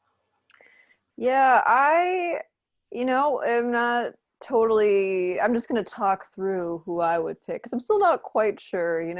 With Tom Hardy, he feels like the more obvious choice for someone like me whose only knowledge of Wolverine is from the movies. I'm not very familiar with the X-Men comic books, and in the movies, all I know is Hugh Jackman's performance, and Tom Hardy is, in a way, I think he could be a carbon copy of Hugh Jackman's Wolverine performance. But I love Jarrell Jerome. I see Jarrell, I've only seen him in 3 things: Moonlight, When They See Us, and Sella and the Spades. And I love him. He's a great actor. He just does have this energy about him, though, that's I don't know exactly how to describe it. It's almost like a sweet, young energy. I have no idea how old he is because he could be anywhere from 16 to 30. He just 22. He's 22. Oh my gosh. He's great. I didn't even think he was that young. Wow. He just plays young characters so well. And that's my only qualm with him with playing Wolverine is when I think of Wolverine, he's like a grumpy uncle. He reminds me of all of my grumpy uncles. But then on the other hand, we have Jeremy. And I too think that this role should go to more of an unknown. But has he gotten too much exposure from that background role in The Rookie and that Shaggy's commercial? Probably. I think I actually am going to go with Jarrell Jerome, even with my little bit of like hesitation. I think he could bring like a really like interesting, different take to the character. And like Jess said, if he was in it for as long as Hugh Jackman, he would be able to actually do that. Like he would be able to be in it for 17 years because he is young. Whereas Tom Hardy is getting up there just a little bit, not too much, but just a little. So yeah, longevity and also a fresh take on the character. I would also go with Jarrell Jerome. All right, so Joel Jerome again is our new Wolverine. Now, we got to our last round, folks. We are going to be choosing the director of this X-Men movie. Of course, originally the movie was directed by Ryan Singer, but his name is kind of controversial at the moment, so I don't know if studios would be confident in choosing Singer right now, but that's that. So, to direct this 2020 version of X-Men, Jeremy, who's your pick?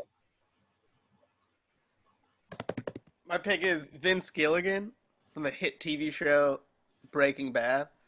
I think he did if you watch his, I mean obviously he created it, but if you watch the movies that he directed or the episodes that he directed, which are usually the finales, you see like not only is it emphasized the Hank and Walt's relationship, how you're kind of siding with Walt because you watched his story, but what he's doing is bad, and then you sort of side with Hank because what he's doing is good, but he's sort of a jerk.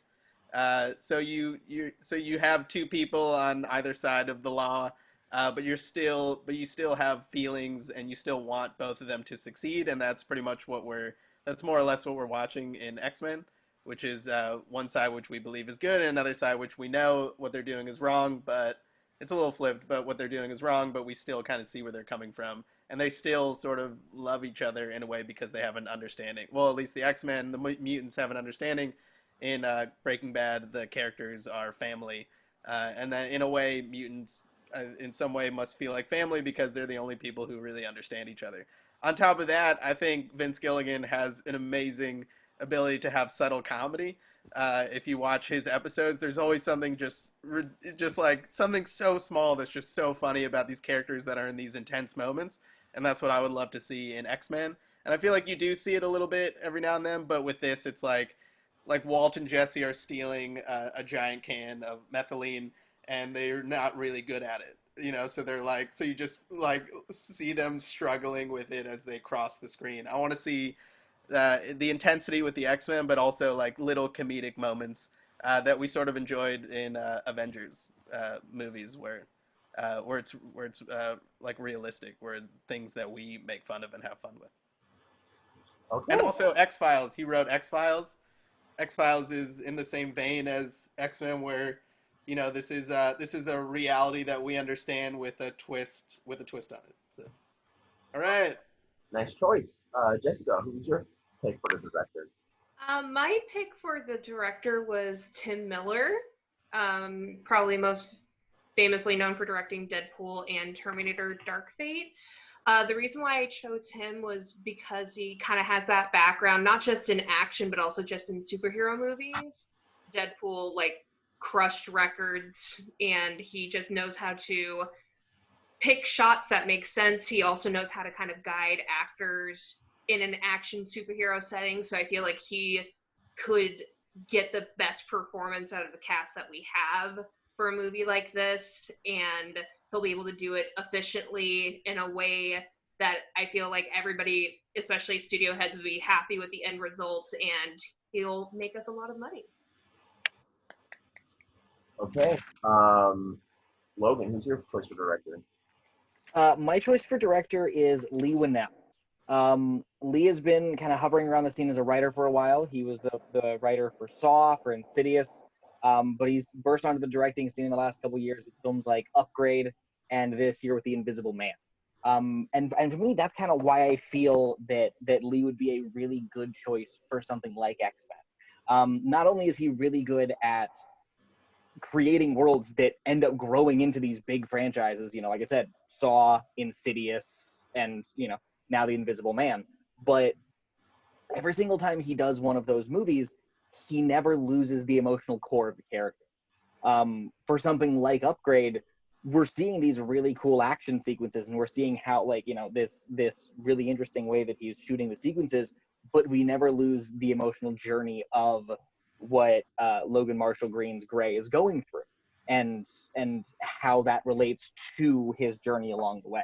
So I feel like with Lee, I feel like he would just bring this. He would hit the spectacle needed for something like X-Men, but wouldn't lose the emotional core. All right, debate it out. These are three good choices. If I will be may, honest. everybody still looks really amazing. That's a Well, fact. Nobody's I will changed. be. Oh, sorry. What? I'll be honest. Like Jeremy, I'm not gonna lie. When I saw that you offered up Vince Gilligan, I thought it was very out of left field. Like, great director, but I was just like, really? You presented a really good argument. I never thought of it like that. When you're comparing like the dual roles of Hank and Walt, that makes a lot of sense. I love Lee Winnell. He can do no wrong, so I can't really argue against that. Really, I can only argue for Tim. It's just because Tim has already delivered what his superhero movie kind of is, and because of that, and because we know it works, I feel like he would be a better choice for a movie like this, just because he's not trying to find his voice in this medium. He already has it, and so I feel like he'd be able to direct with more assurance and deliver a better product at the end of the day. When it comes to the breakdown of them, like, I think, Jeremy, I think you're right. Vince Gilligan wouldn't shy away from hitting those subtle moments of comedy, but like, I don't know about you, like, I saw the blooper reel on the original X-Men. I know how difficult it was just to jump over a fence in those leather costumes, and I know Vince Gilligan would include a prolonged sequence of that. And while that's funny, I also know that, like, having seen the movie and knowing the script we have, the places where that subtle comedy I feel would go, I feel like it would also detract from the momentum that the movie would be building. And when it comes to Tim Miller, like, Jess, you're right. He did a solid X-Men movie and pretty solid Terminator movie, like easily one of the most solid of the Terminator sequels. But this might have just been with me, but I didn't find myself connecting to the emotional journey of those various characters as solidly as I did with some of the others. Like with Deadpool, I found myself relating more to the character of Deadpool when we got into the sequel, and it was David Leitch taking over. And with Terminator, well, I liked it, but I didn't find myself connecting emotionally to the journeys the characters were going through. I thought the spectacle was there, and it felt, like a Terminator movie, but for me, it was kind of missing the heart. And for me, that's kind of what I wouldn't want to lose with something like X-Men, especially because it's one of the few comics that it has that message built into its core. I mean, it's like, I'm going to really oversimplify it here. It's like, racism's bad, like, in all of its forms, and like, hey, like, oppressing minorities in all ways, shapes, and forms is bad. And because of that, I wouldn't want to lose that emotional center of it, because, okay, we're hitting, like, the fight scenes at the Statue of Liberty look awesome, but I wouldn't want to have that at the expense of those emotional, at least for me. I think I don't know if this counts for what, but studio wise, I feel like Aquaman and Shazam, they went with horror directors and they nailed it.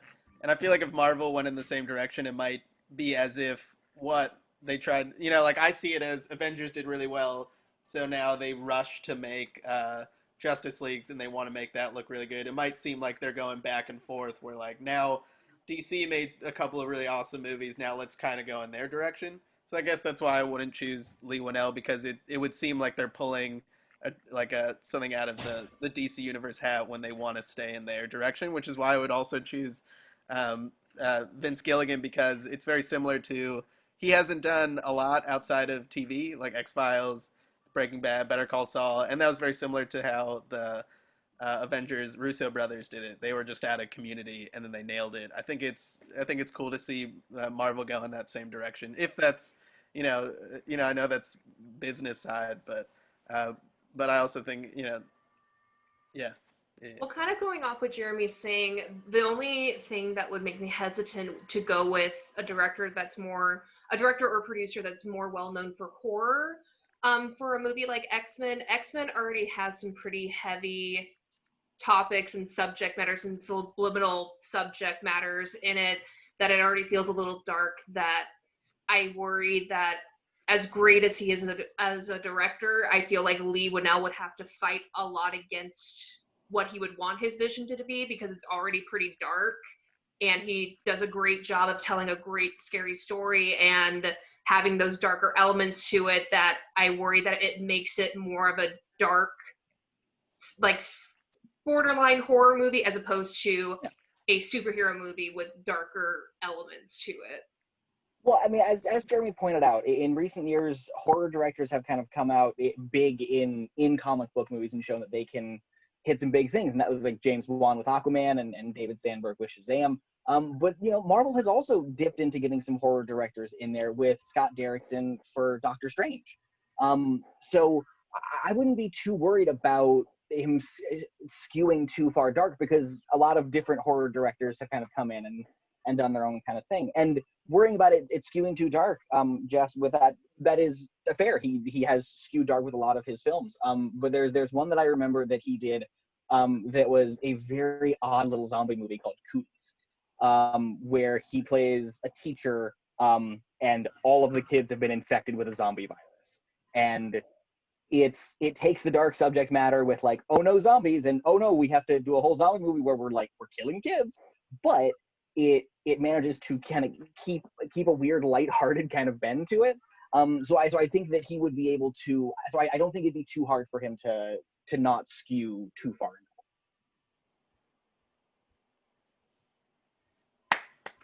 Nailed it. That was a great point. Yeah. Wow. Good round. Good last round. These choices are very good.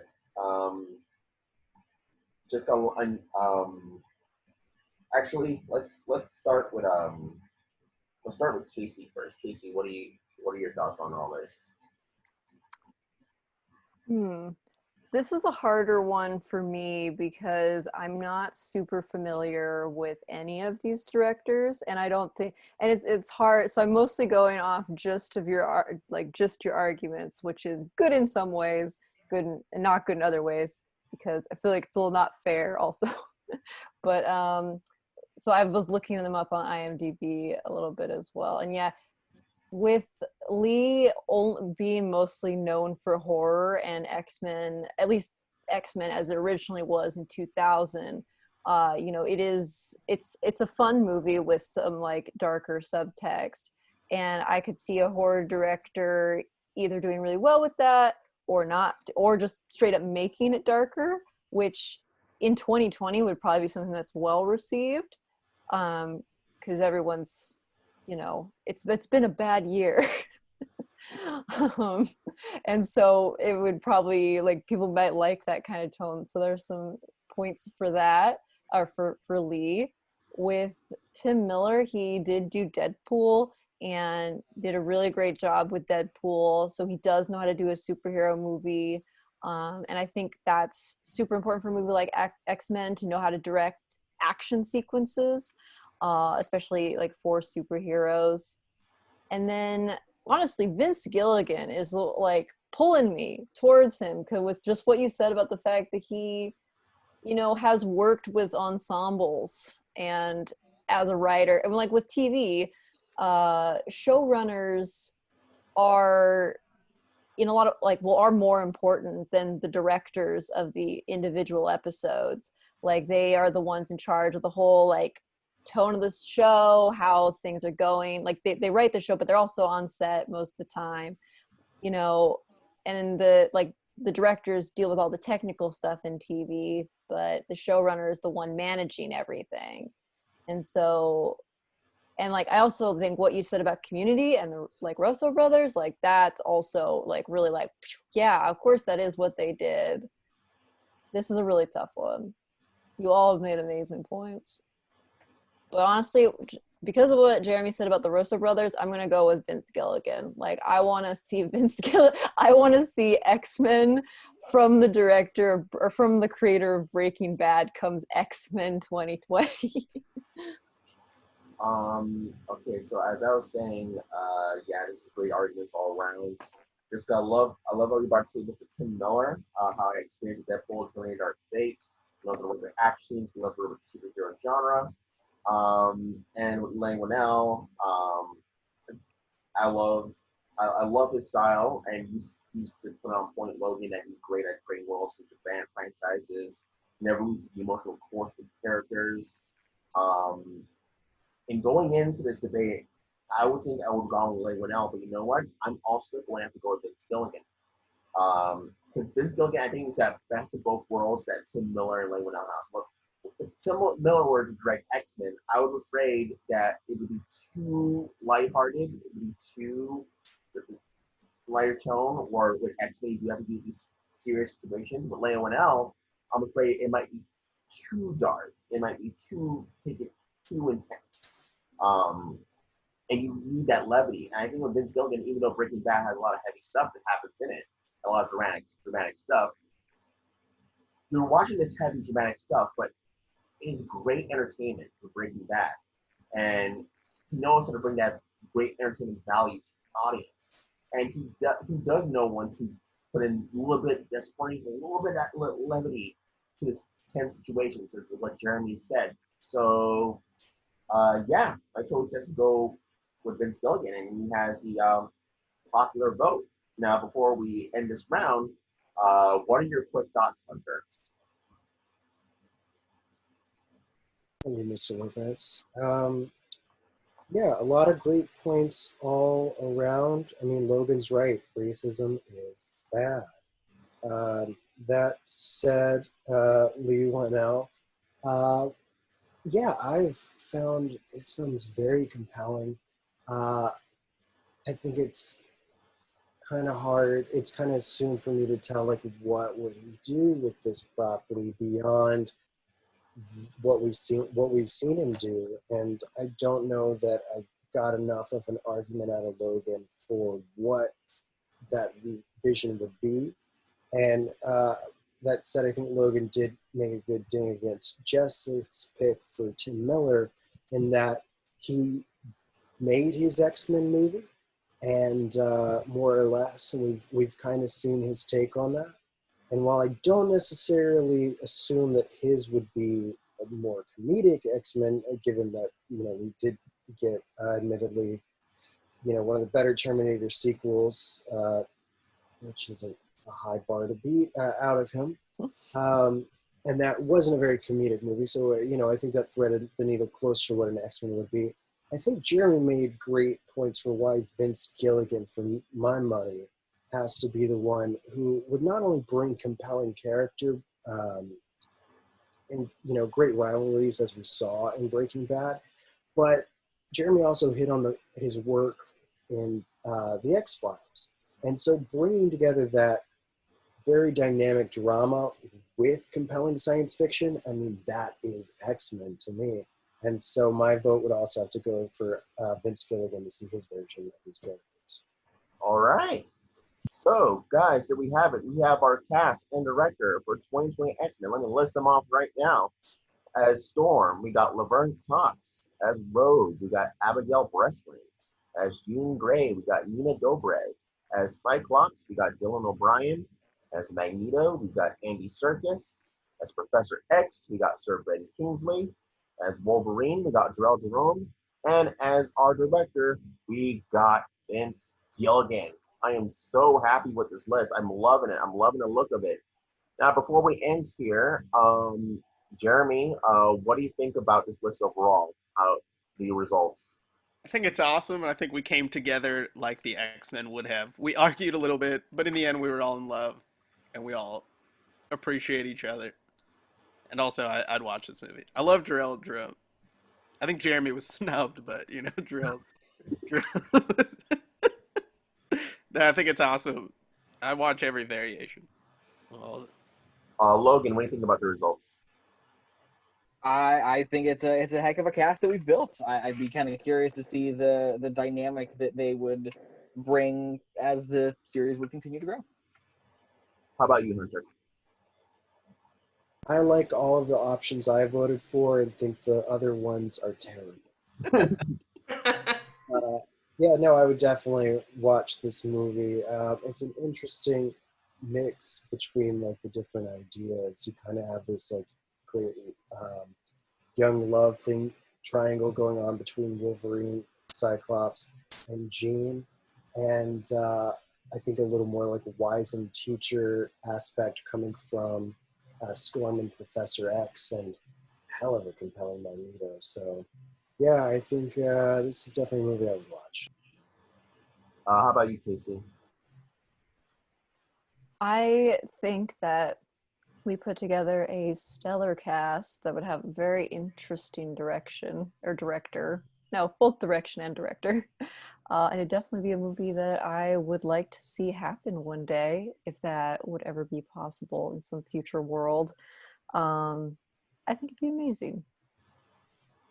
Jessica. First off, I adore all of you. I hated arguing with anybody.